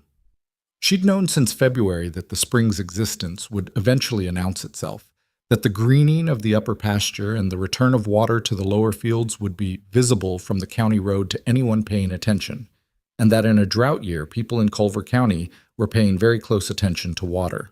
She'd wanted more time. She hadn't gotten it. The first person to notice was not a neighbor. It was Del Carver, who ran the agricultural supply store in town, and who drove past the base of Greer's Ridge on his way home every evening, and who had been watching the Ellsworth fields go from winter dead to tentatively green with the particular attention of a man who sold things to farmers, and therefore tracked land health the way other people tracked weather. He stopped his truck on the county road on a Tuesday evening in mid-March, and looked up the ridge at pasture grass that had no business being that color at that time of year in the middle of a drought. And he stood outside his truck in the cold for 3 minutes before he got back in and drove home and called his neighbor, who called her cousin, who worked at the feed co-op and mentioned it to 2 other people. And by the following weekend, the information had completed its circuit through the county's informal intelligence network and arrived inevitably at Wade Mercer's kitchen table. Mercer's own spread was showing drought stress that he hadn't fully acknowledged yet, not publicly. His lower pastures had gone hard in January and hadn't recovered the way they usually did by March. He'd increased his hay purchases and decreased his herd movement to conserve what grass remained, and he'd been doing these things quietly, without announcing the problem, because Wade Mercer did not announce problems.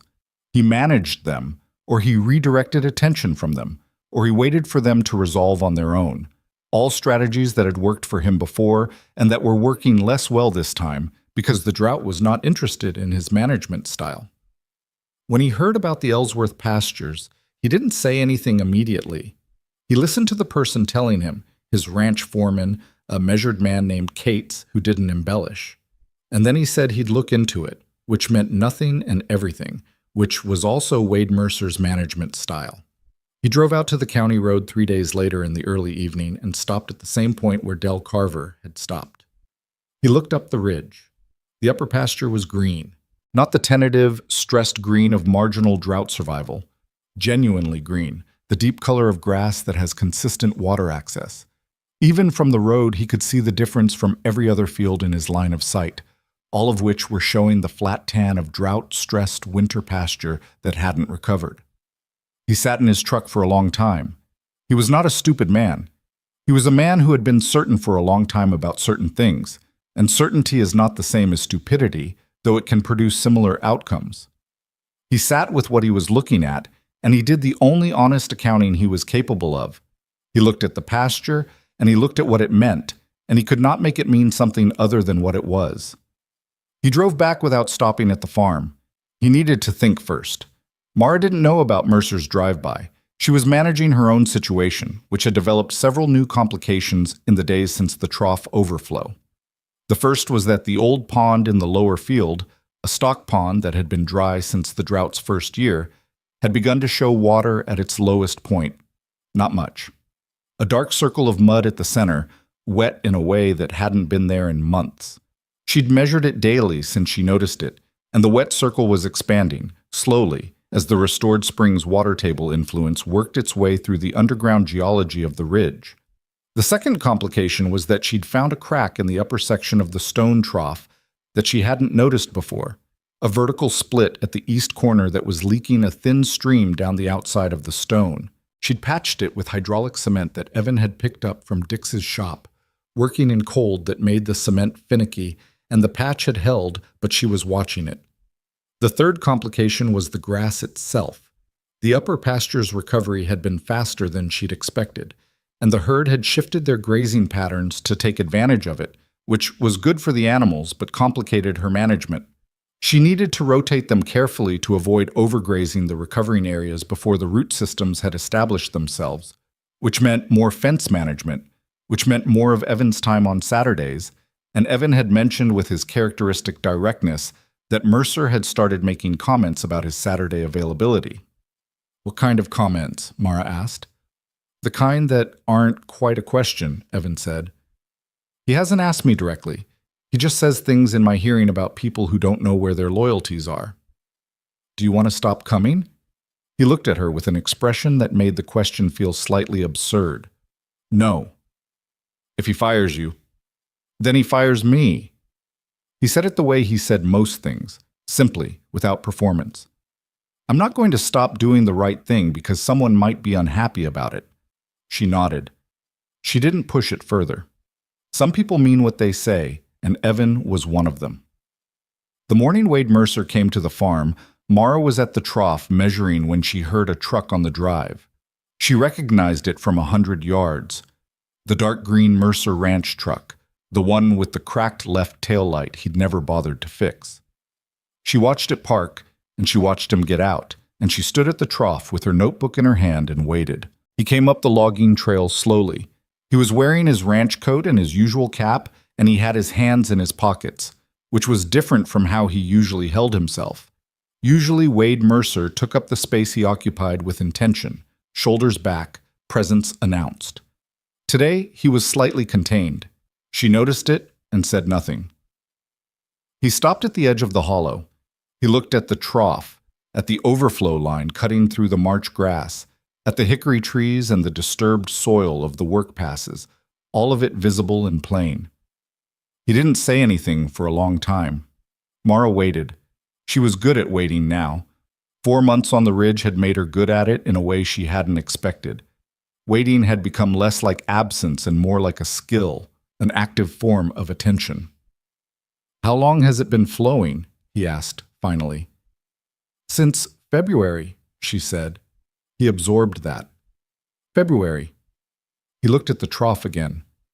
"Your grandfather believed this was here." "Yes." "And the oxen." He stopped. He was working through something, and she could see him working through it. The visible effort of a man revising a fixed belief in real time, which is one of the harder things a person can do, and she gave him room to do it. "The oxen did the work," she said. "The weight, the slow walking, the plow work, everything my grandfather wrote about. The compaction was the problem. The water was always there." He looked at the furrow line still visible in the hollow soil. He was quiet for long enough that a bird landed on the trough rim, looked at him, and flew away again. "I said some things at that auction," he said. "Not an apology, not yet. More like the beginning of an accounting, the first entry in a ledger he was reluctant to open. About you and about your grandfather." "You did," she said. "They weren't—" He stopped again. He pulled his cap off and looked at it and put it back on. "They weren't fair." She looked at him steadily. She'd thought about this moment, not planned it exactly, but thought about it, the various shapes it might take if it came. She'd imagined anger or satisfaction, or the particular cold pleasure of being owed something by someone who'd been certain you were wrong. None of those feelings were present. What she felt instead was something simpler, the weariness of having spent 4 months under the weight of his public ridicule and a clean, clear desire to put that weight down. "Come look at the water," she said. He looked at her. "That's all," she said. "Just come look at it."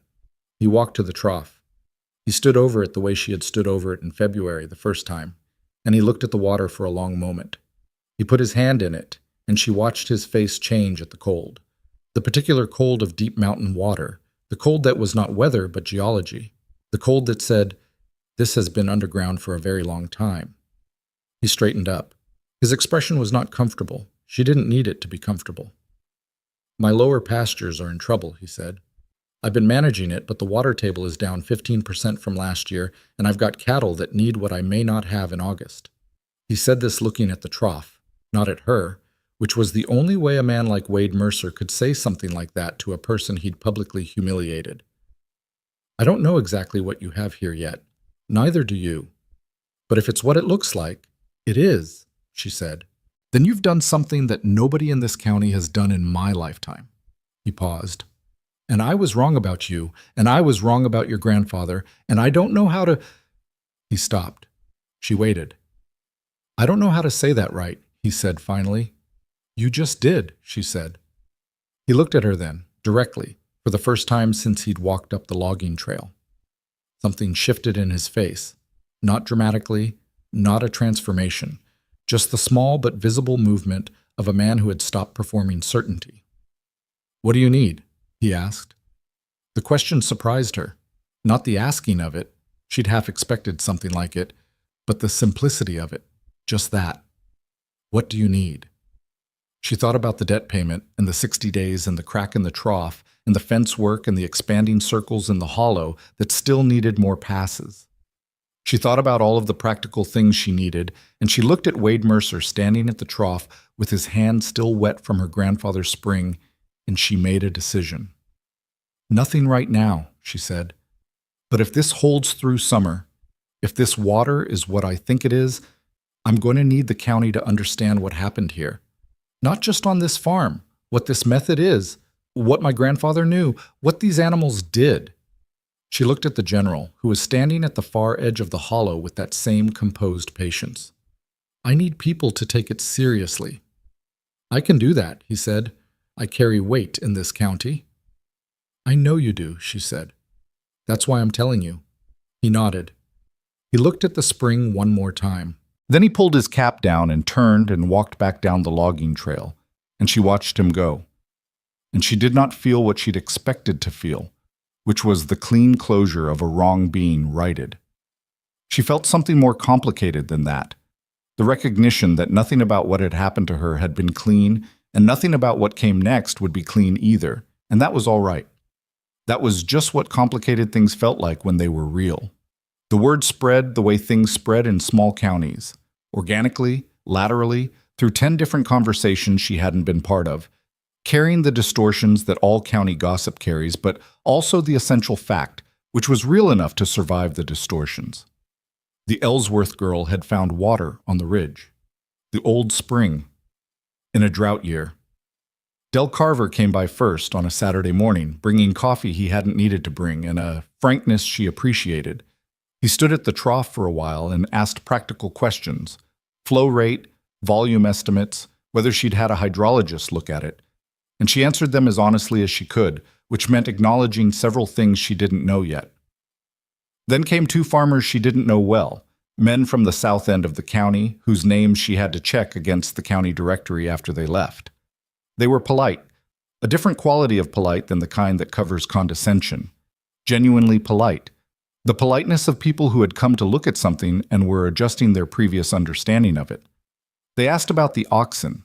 One of them asked about the plow. Then came a woman named Sandra Holt, who wrote a column for the county agricultural newsletter, and who was not, she made clear immediately, writing about this without Mara's explicit consent, but who wanted to understand what had happened because she'd been covering Culver County agriculture for 22 years, and she'd never seen anything like what she was hearing described. Mara sat with her on the porch for an hour and a half. She pulled out the journals and showed her the relevant passages. Not all of them. The journals were Thomas's, and she was careful about what she shared, and she walked her through the method, the theory, what Harlan had taught her, what Vreek had written about in the context Thomas had found him through. Sandra Holt listened with the attention of someone who had developed that skill professionally. When Mara finished, she was quiet for a moment. Your grandfather documented all of this, she said. Over 30 years, Mara said, and nobody listened. He didn't push it either, Mara said. He wrote it down, and he kept farming, and he trusted that the land would eventually demonstrate what he knew. She paused. He was more patient than I am. Sandra looked at the journals on the table between them.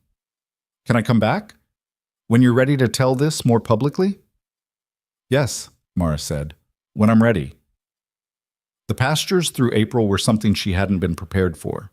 The upper field first, then the middle section, Then the lower pasture as the water table influence worked its way down the gradient, the grass returning with a speed and density that was visibly different from the surrounding county, different from anything she'd seen on the ridge in her lifetime.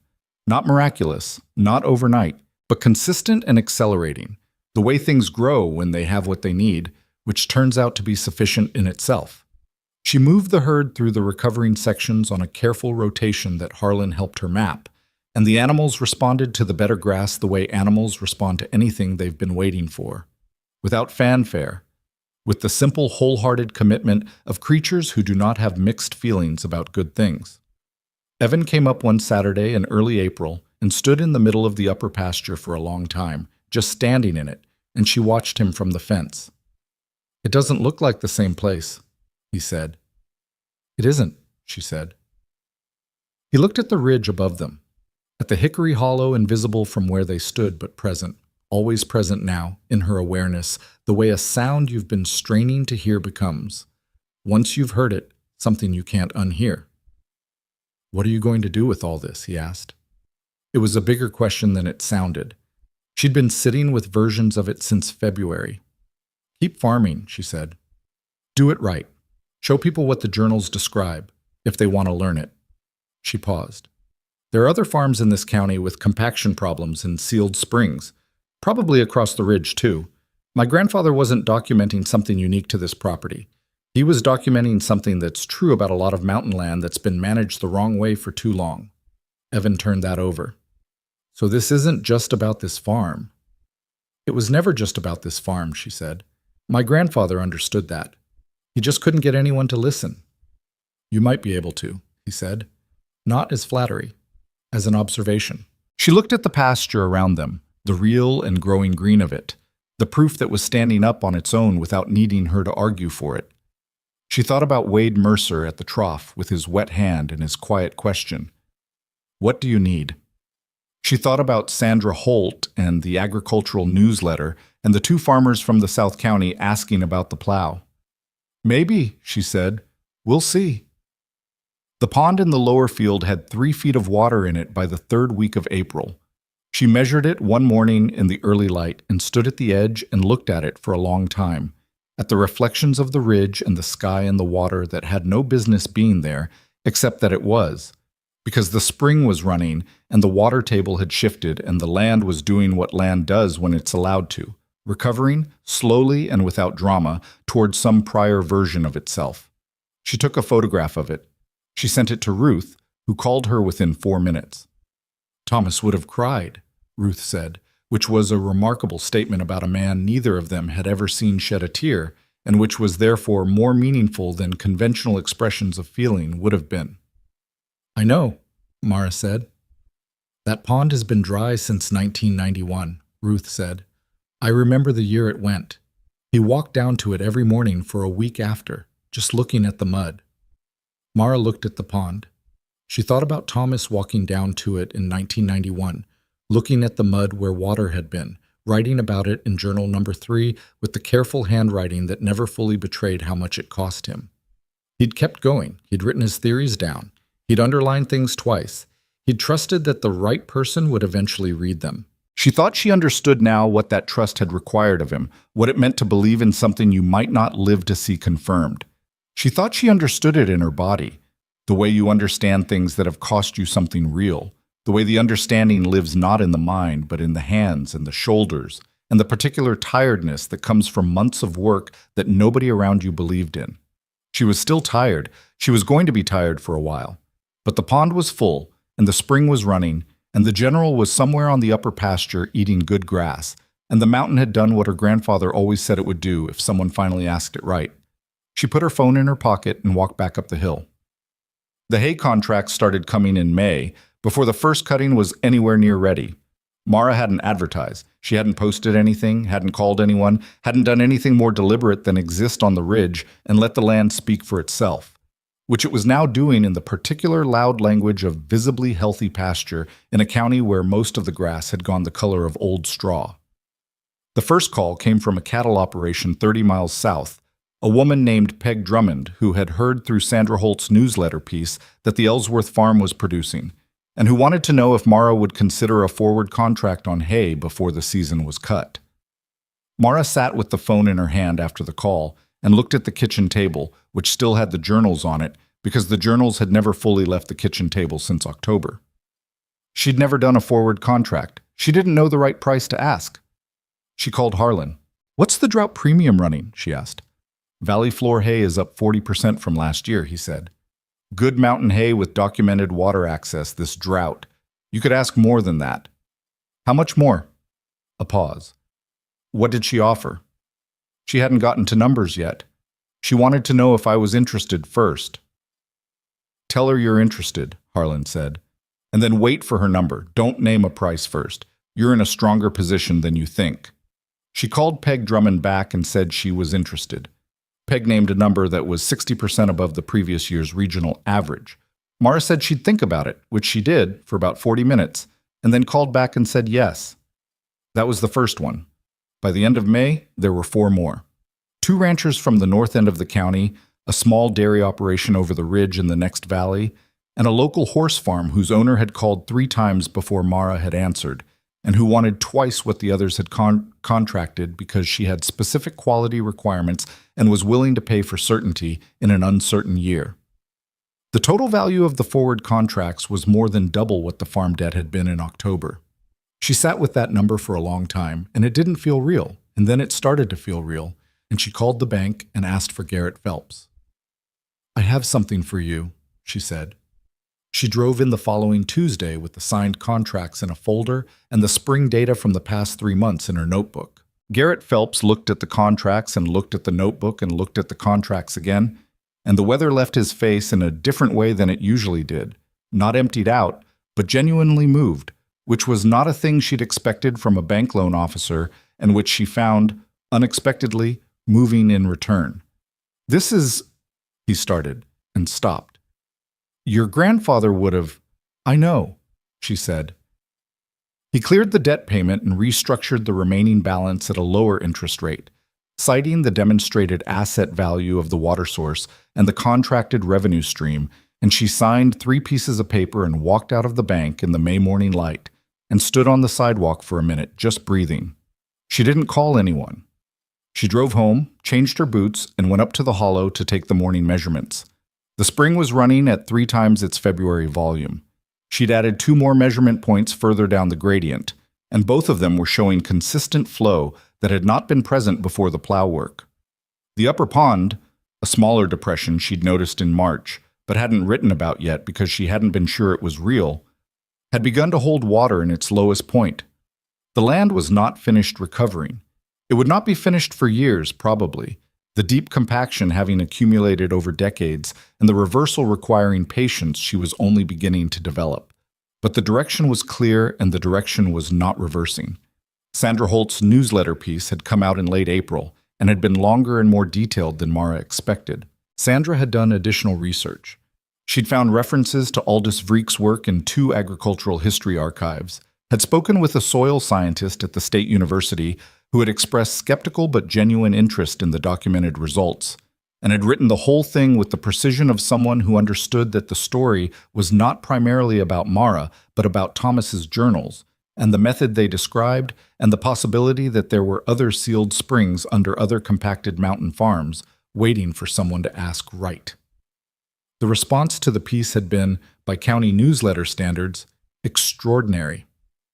Sandra told her this on the phone the week after it ran, with a frankness Mara had come to appreciate. "I've been writing this column for 22 years, and I've never had this many people contact me about a single piece. Most of them aren't asking about the water, they're asking about the oxen." "What about them?" "Whether you'd be willing to talk about the method. Some of them have land that sounds similar. Northwest hollows, old stock ponds that dried up, ground that doesn't respond to rain the way it used to." A pause. "And some of them are just—" Sandra stopped. "I think some of them are just moved by it, by the story, by the fact that a 23-year-old woman spent her savings on animals nobody wanted and turned out to be right." Mara didn't know what to do with that last part. She was still not entirely comfortable being a story. She was comfortable being a farmer, was becoming more comfortable with that identity every week. But the storiness of her situation still felt like something happening slightly outside herself, a version of events she could recognize but couldn't fully inhabit. "Tell them they can come," she said. "Not all at once, but tell them they can come." The first group arrived on a Saturday in late May. 6 people, all of them farmers or former farmers, most of them older than Mara by 20 or 30 years, and they walked the hollow with her and listened while she described the process and looked at the trough and the overflow and the furrow line still visible in the hollow soil. And they were quiet in the way that people are quiet when they are genuinely reckoning with something. One of them was a man in his late 60s named Calhoun, who farmed a property 2 ridges over and who had the kind of face that life outdoors carves into a particular shape. Angular, weathered, not unkind. He stood at the trough for a long time. Then he said, "I've got a northwest hollow on my property. Pond went dry in 2007. Ground sounds like a drum when you walk it."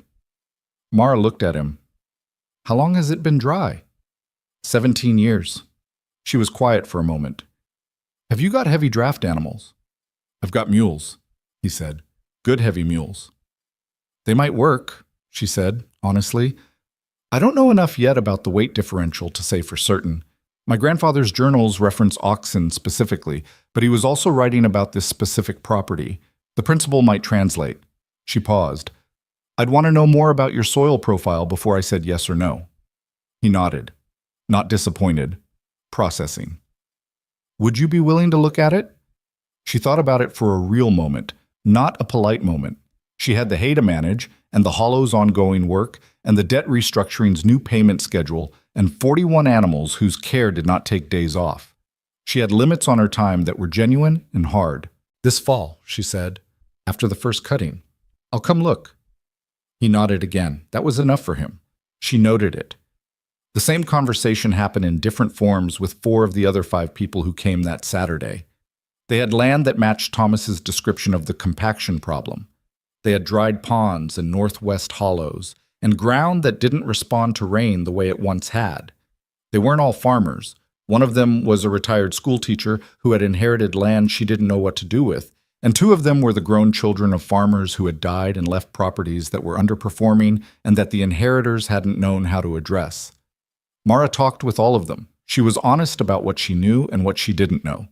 She showed them the relevant pages of Thomas's journals, not the personal entries, those stayed private, but the technical observations, the notes on soil behavior and water table dynamics, and the specific characteristics of the animals he'd concluded were necessary.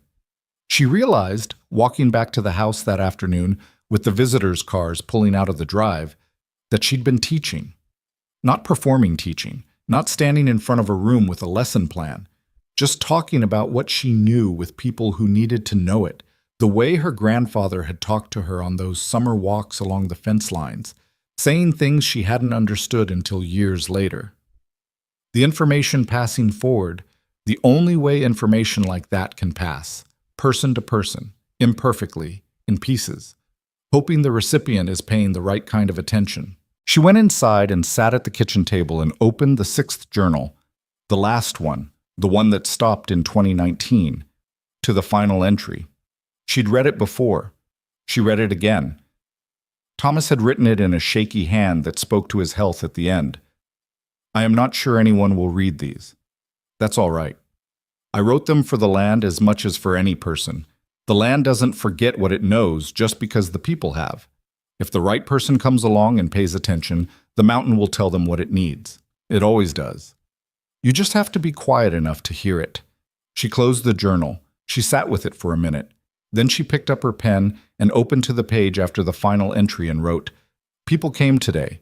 They're going to go home and look at their land differently. That's because of you. I want you to know that." She capped the pen and put the journal back with the others. Harlan came by the following week. He was moving more slowly than he had in January. His knees had been bad through the cold spring. He'd mentioned it without complaint a few times, the way he mentioned things that couldn't be fixed but could be acknowledged. He walked the hollow with her in the late afternoon light, and they stood at the trough together, and he looked at the water for a long time. "You're going to have visitors all summer," he said. "I know. That's going to take time you don't have." "I know that too." He was quiet. You could charge for it. A workshop, something formal. People pay for this kind of knowledge. She'd thought about that. She'd thought about it more carefully than she'd let on to anyone. Maybe eventually, she said. Not yet. Right now, I just want people to understand what the journals describe. If I start charging for it before the knowledge is established, before people can see it working beyond this one farm, it becomes about me, and it's not about me. Harlan looked at her sideways. Thomas said the same kind of thing. Drove your grandmother crazy. She laughed. It surprised her, the laugh. Came up from somewhere genuine. She told you that? She told me a lot of things, he said. She was a frank woman. She thought Thomas was the most right-headed man she'd ever known, and the most difficult to be married to for exactly the same reasons. He paused. She would have liked you. Mara looked at the water in the trough. She hadn't thought much about her grandmother, Thomas's first wife, who had died before Mara was old enough to know her. She existed in the family memory as a presence felt in absences, the way people who leave early always do. What was she like? Mara asked. Patient, Harlan said, but not the kind of patient that gives up, the kind that stays. He pulled his cap down against the late sun. She used to say that the difference between patience and giving up is that patience still believes in the outcome. Giving up has stopped. Mara thought about that for the rest of the afternoon and into the evening, through feeding and fence checks, and the nighttime trough measurement she still did out of habit that had become something close to ritual. She thought about it in the context of the 7 months behind her, the auction, the winter, the training, the hollow, the February morning when the water came. And she thought it was as good a description as she'd heard of what had actually carried her through. She had never stopped believing in the outcome. She'd had nights when the belief was very small and very quiet, when it sat in the bottom of her like a coal that's mostly ash but still holds heat. And she'd had nights when common sense made a reasonable argument that she should quit. And she'd had nights when the math was so bad that belief felt less like a virtue and more like a character flaw. But she had not stopped. She was not constitutionally able to stop. Maybe some things are built into a person in ways they didn't choose, but she'd also made the choice, consciously, repeatedly, to keep going. That choice had been Thomas's gift to her as much as the land or the journals. He'd showed her by example what it looked like to commit to something for 51 years without guarantee of vindication. The first cutting happened in the second week of June. She'd arranged a crew, 3 people, one of whom was Evan, who had formally left Wade Mercer's employ in May after Mercer had one final conversation with him about loyalty that Evan had concluded respectfully but without changing his position.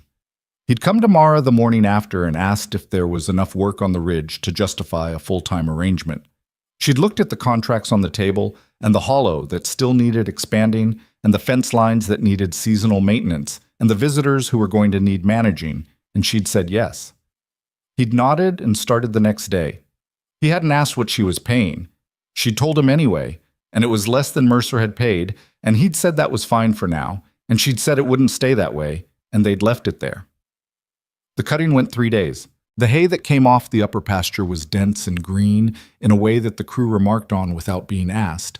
These were people who had been cutting hay in Culver County for years, and they knew what the drought was doing to everyone else's fields, and they knew what they were looking at. One of them, a woman named Terry, who ran the cutting equipment with a competence that made everything look easier than it was, stopped the machine at the end of the second day and climbed down and stood in the middle of the upper field. "My family farms the next ridge over," she said, not to anyone specific. "We've got maybe half this yield. Good year. We'd have 3/4. She looked at the cut field around her. "This isn't normal." "No," Mara said. "It's not." "What did you do?" Mara took a breath and told her about the spring. Briefly, clearly, the way she'd learned to tell it. The essential facts without the embroidery, because the facts were sufficient. Terry listened. She looked at the field. She looked at the ridge above them.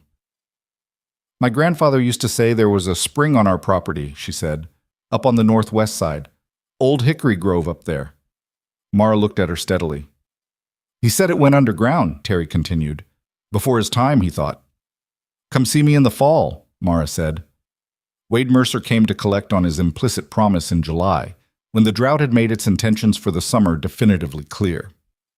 He'd managed to get through June on reserves, but July brought the kind of heat that settled arguments, and by mid-July his south pastures were in the kind of shape that couldn't be managed quietly anymore. He came up the ridge on a Tuesday morning without calling ahead, which she'd come to understand was simply how he operated. He wasn't rude about it, he just didn't think to call first, a habit of a man who had always simply arrived at places and been accommodated. He found her in the hollow, running a final pass with the general before the summer heat made the work impractical for the animals.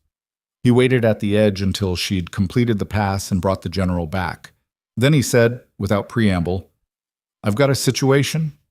"I know," she said. "The south pastures." He looked at her. "You can see it from the road?" "I can see it from here," she said. "And people talk." He accepted that. "I've got cattle that need water and grass that isn't coming back without help I don't know how to give it." He paused. "I have a northwest section on the back of my property, old stone trough up there. Been dry since I bought the place, which was 1987. She looked at the general, who was standing beside her with the reliable stillness that she no longer found extraordinary because it had become simply part of her day, part of the landscape of the farm. She thought about her forward contracts and her payment schedule, and Evan and the 6 journals on the kitchen table, and Calhoun with his heavy mules on his property 2 ridges over. She thought about the man who had pointed at her at an auction and said the word senile about her grandfather. She looked at Wade Mercer. He was not a comfortable man to look at in this moment. He knew it, and she knew it, and neither of them pretended otherwise. "I can come look at it," she said. "I can't promise anything. Some of the compaction is too deep or the geology is wrong and the method doesn't apply. I'd need to walk the section and read the ground and look at your soil profile and go through whatever records you have from when the trough was active." "I'll have everything you need," he said. "And I'll need your animals," she said. "Your cattle are the wrong weight. I'd need to work with your heaviest draft animals if you have them, or look at bringing in animals from someone who does. The specific weight and gait are part of the method. You can't substitute lighter animals." He nodded. "I've got 2 Belgian crosses, big ones. Calvin Pickett sold them to me years ago." He paused, and something crossed his face. A recognition, the kind that comes when you understand that the threads of a story were connected before you could see the pattern. "Same line as your oxen, probably." Mara looked at him. The same line as her oxen. Calvin Pickett's animals, on Mercer's property, bought years before the son had sold the rest of the herd to the auction where Mara had found them. The mountain's threads ran a long way back.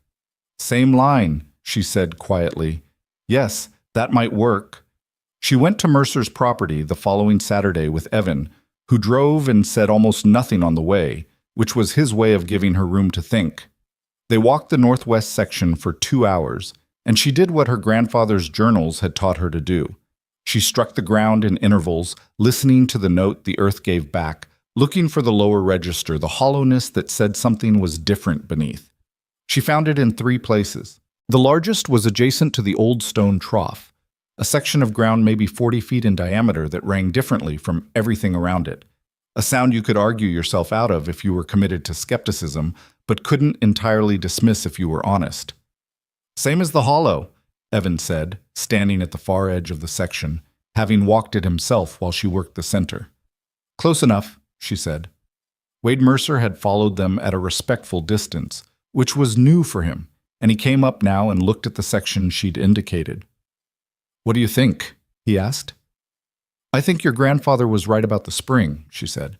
"I think it's there. Whether we can open it the same way depends on how deep the compaction is and how the water's been moving since the drought of '89. She looked at him directly. "I won't know until we try.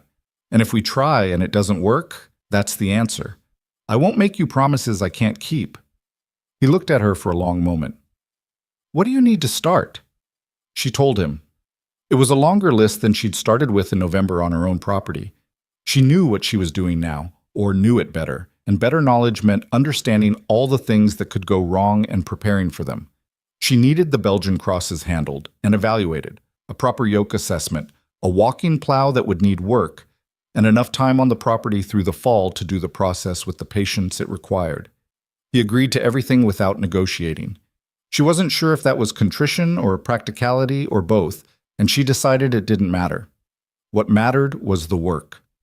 The summer moved forward the way summers do when you're too busy to watch them. The hay that came off the Ellsworth fields filled 3 different buyers' contracts, and a small surplus she'd sold at the drought premium rate to 2 additional buyers who'd contacted her through people who'd contacted her through Sandra Holt's piece. The money covered the debt restructuring payment, with enough left over that she'd been able to do things she'd deferred since October. Replace the water heater in the farmhouse, buy proper fencing materials for the lower section, get actual work gloves that fit her hands correctly. Small things. Ordinary things. The kind of things that signal not that you've won, but that you're no longer in immediate danger of losing, which is its own particular form of relief. Ruth came out to the farm in August, which she rarely did. The drive was long for her, and the farm road was rough on her car, and she was 81 and managed her energy with the practicality of someone who understood it was a finite resource. She walked with Mara up to the hollow, slowly, taking her time, and stood at the trough for a long time without speaking. Mara stood beside her and didn't fill the silence. Ruth put her hand in the water. She held it there for a moment, then took it out and dried it on the side of her jacket. "He came up here once," she said. "Thomas, right before his health went. He called me afterward and said—" She stopped. She was quiet for a moment, the kind of quiet where someone is deciding whether to say the next thing. "He said he thought he'd found the way to do it, but he didn't have the time left to try it himself. He said he'd written it all down, and he hoped someone would find it." Mara looked at the water. "He didn't tell you about the journals specifically?" she asked. "He was like that. He told you the shape of a thing and trusted you to find the details." Ruth looked at the ridge above them. "I didn't know you'd be the one. I hoped, but I didn't know." "Why me?" "He had other grandchildren." Ruth was quiet for a long time, long enough that the question seemed to settle into the earth like water. "Because you're the one who came," she said finally. "That's always been the whole of it, with most things. Not who's the smartest or the best prepared. Who shows up when it's hard." Mara stood with that. It was not a comfortable thing to stand with because it felt true, in a way that required something of her, a kind of responsibility she hadn't asked for and couldn't put down. Calhoun came in September, as she'd promised. He brought photographs of his Northwest Hollow and his soil records, and a quiet intentionality that she respected. They walked his property on a Saturday that had the first genuine fall cool in it, the air sharp and honest, and she found the same low note in his ground that she'd found on her own ridge and later on Mercer's. 3 hollows now with the same signature. 3 pieces of evidence that what Thomas had documented was not specific to one mountain's quirks, but a pattern, a land condition with a recognizable character, findable if you knew what to look for.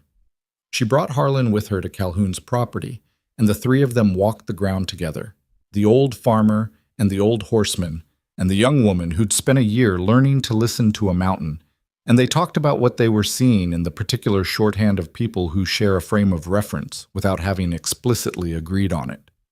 On the drive home, Harlan was quiet for a long time. Then he said, "You know what Thomas wanted, really?" "Tell me," she said. "He wanted someone to prove it was repeatable," Harlan said. "Not just on his property. He wasn't trying to save one farm. He was trying to prove the method worked." He paused. "You've got 3 properties with the signature now. If Calhoun's works—" "It's not 3 data points yet," she said. "It's 2 confirmed and 1 hypothesis." "I know, but it's more than 1. She drove without speaking for a while, watching the road and the ridge lines above it, the familiar shapes of the county she'd come to know in a different way than she'd expected when she drove up here in October with nothing but her grandfather's coat and his debt and his journals. "He would have kept going," she said finally, "even with 1. He kept going for 50 years on 1 property. He didn't need the county to validate it." "No," Harlan said. "He didn't. But you might be able to give them something he couldn't." "What's that?" "A reason to believe before they see it for themselves." He looked out the window at a field going brown at the road's edge. He could only show his own land. "You're showing other people's land. That's different. That's evidence." The fall settled into the ridge with the usual combination of beauty and cold that mountain falls produce, generous and demanding at once, The colors generous, the temperature demanding, the days shortening in a way that compressed the work into a narrower window without reducing its volume. Mara had the hollow to continue, Mercer's property to begin, Calhoun's property to evaluate, and a farm that needed its own pre-winter preparation on top of all of it. She was tired in a way that had become structural, built into her body the way the ridge was built into the landscape. Not an acute tiredness that sleep solved, but a tiredness she carried into sleep and woke still holding. The cost of a year that had asked more than she'd had, and then asked more again. She knew the cost. She paid it. She kept the spring notebook going every morning at 5:15, the trough measurement, the temperature, the flow rate, the small faithful record of a thing she'd helped into existence and now had the ongoing responsibility to observe. The spring did not disappoint her. Through the drought summer and into the dry fall, it ran stronger than it had in February, the widened channel that the spring work had opened settling into its new configuration, the water finding the path of least resistance downhill, the way water always does when given the chance.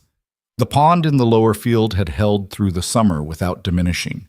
The upper pasture had gone into fall with root systems that were visibly stronger than the surrounding county's land. She could see it in how the grass responded to the first fall rains, recovering faster, holding more moisture. The soil structure that had been changing since February, showing its character in the way water moved into it instead of off of it. Sandra Holt came back in October, the anniversary month, to update her original piece.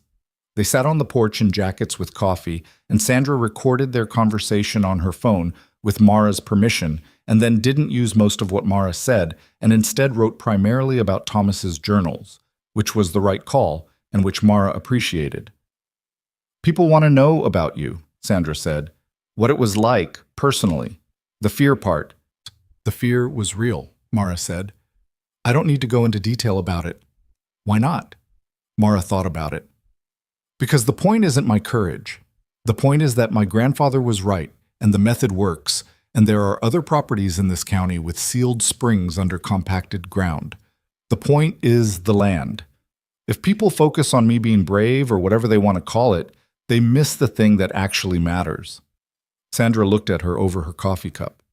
"You're going to be 40 years old someday, and you're going to wish you'd let someone write the full story while it was still new." Mara almost smiled. "Maybe, but not yet." What she did allow, and what she'd been thinking about since the Saturday visitors in May, was the journals. Not all of them. The personal entries stayed private. Thomas's arguments with himself and his grief and his stubbornness were not public property, and she had no intention of making them so. But the technical content, the observations about soil behavior, the notes on compaction dynamics and water table indicators, the descriptions of the specific animal characteristics required for the pressure cultivation work, that was meant to be shared. She'd known it since she first read them carefully.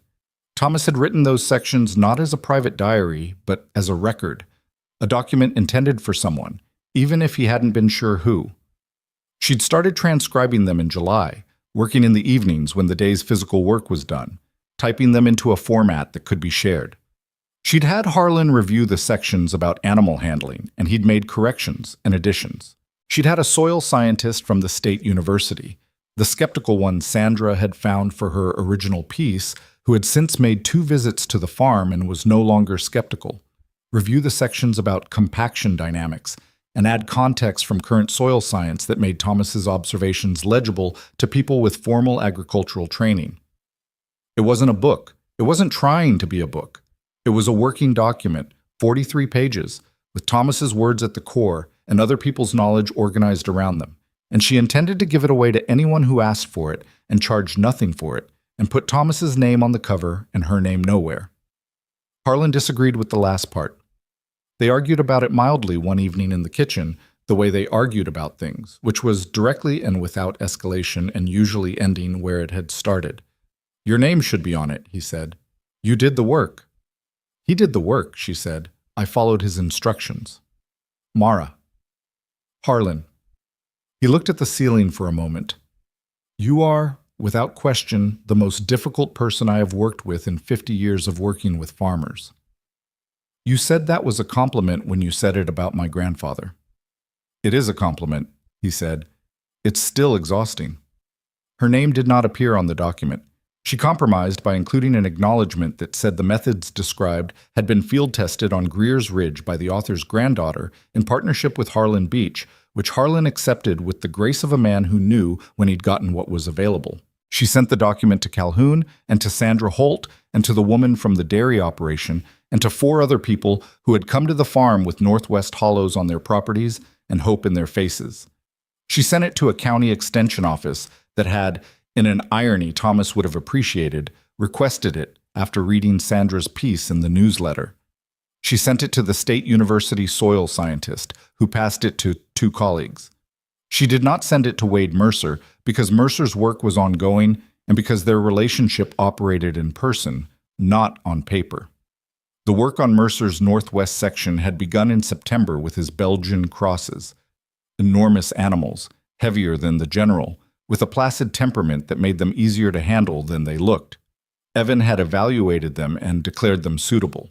Mar had started the plow work with Mercer present, and Mercer had watched in the same silence he'd brought to the Ellsworth Hollow, the silence of a man recalibrating something he'd believed for a long time. By late October, the Mercer section was showing the first signs. The soil temperature differential was appearing at the center point. The ground note had changed in a radius extending from the original test area. Nothing to announce yet. But the direction was right. One morning in late October, she was in the hollow, running what she'd decided would be the final scheduled pass of the season. The expanded pattern complete, the work reaching what Thomas's journals described as a maintenance phase, the major structural change accomplished, and the spring now self-sustaining within the geology that supported it. And she stopped at the end of the pass and stood at the trough and looked at the water the way she always looked at it. It had been a year. Not exactly. The anniversary of the auction was still 2 weeks away, but close enough that the year was present in her awareness as a shape, a thing she could see the edges of now that she was near enough to it. She thought about October of last year, the coat, the debt, the 41 animals, the notebook. The voice that had called her grandfather senile into a microphone in front of a crowd, the hand that hadn't shaken when she signed. She thought about Harlan's bad knees on cold mornings, continuing anyway. She thought about Evan arriving at 5:45, consistently, without being asked. She thought about Ruth's hand in the water and the photograph of the 2 men laughing at something outside the frame. She thought about Thomas writing in the 6th journal. If the right person comes along and pays attention, the mountain will tell them what it needs.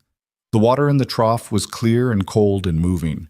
The general was somewhere in the upper pasture, doing what he always did, existing with the enormous patient authority of an animal that had done what was asked of it and now simply was, grazing in the fall light, making no argument about what he deserved. Mara put her hand in the spring one more time. The cold went up her arm to her shoulder.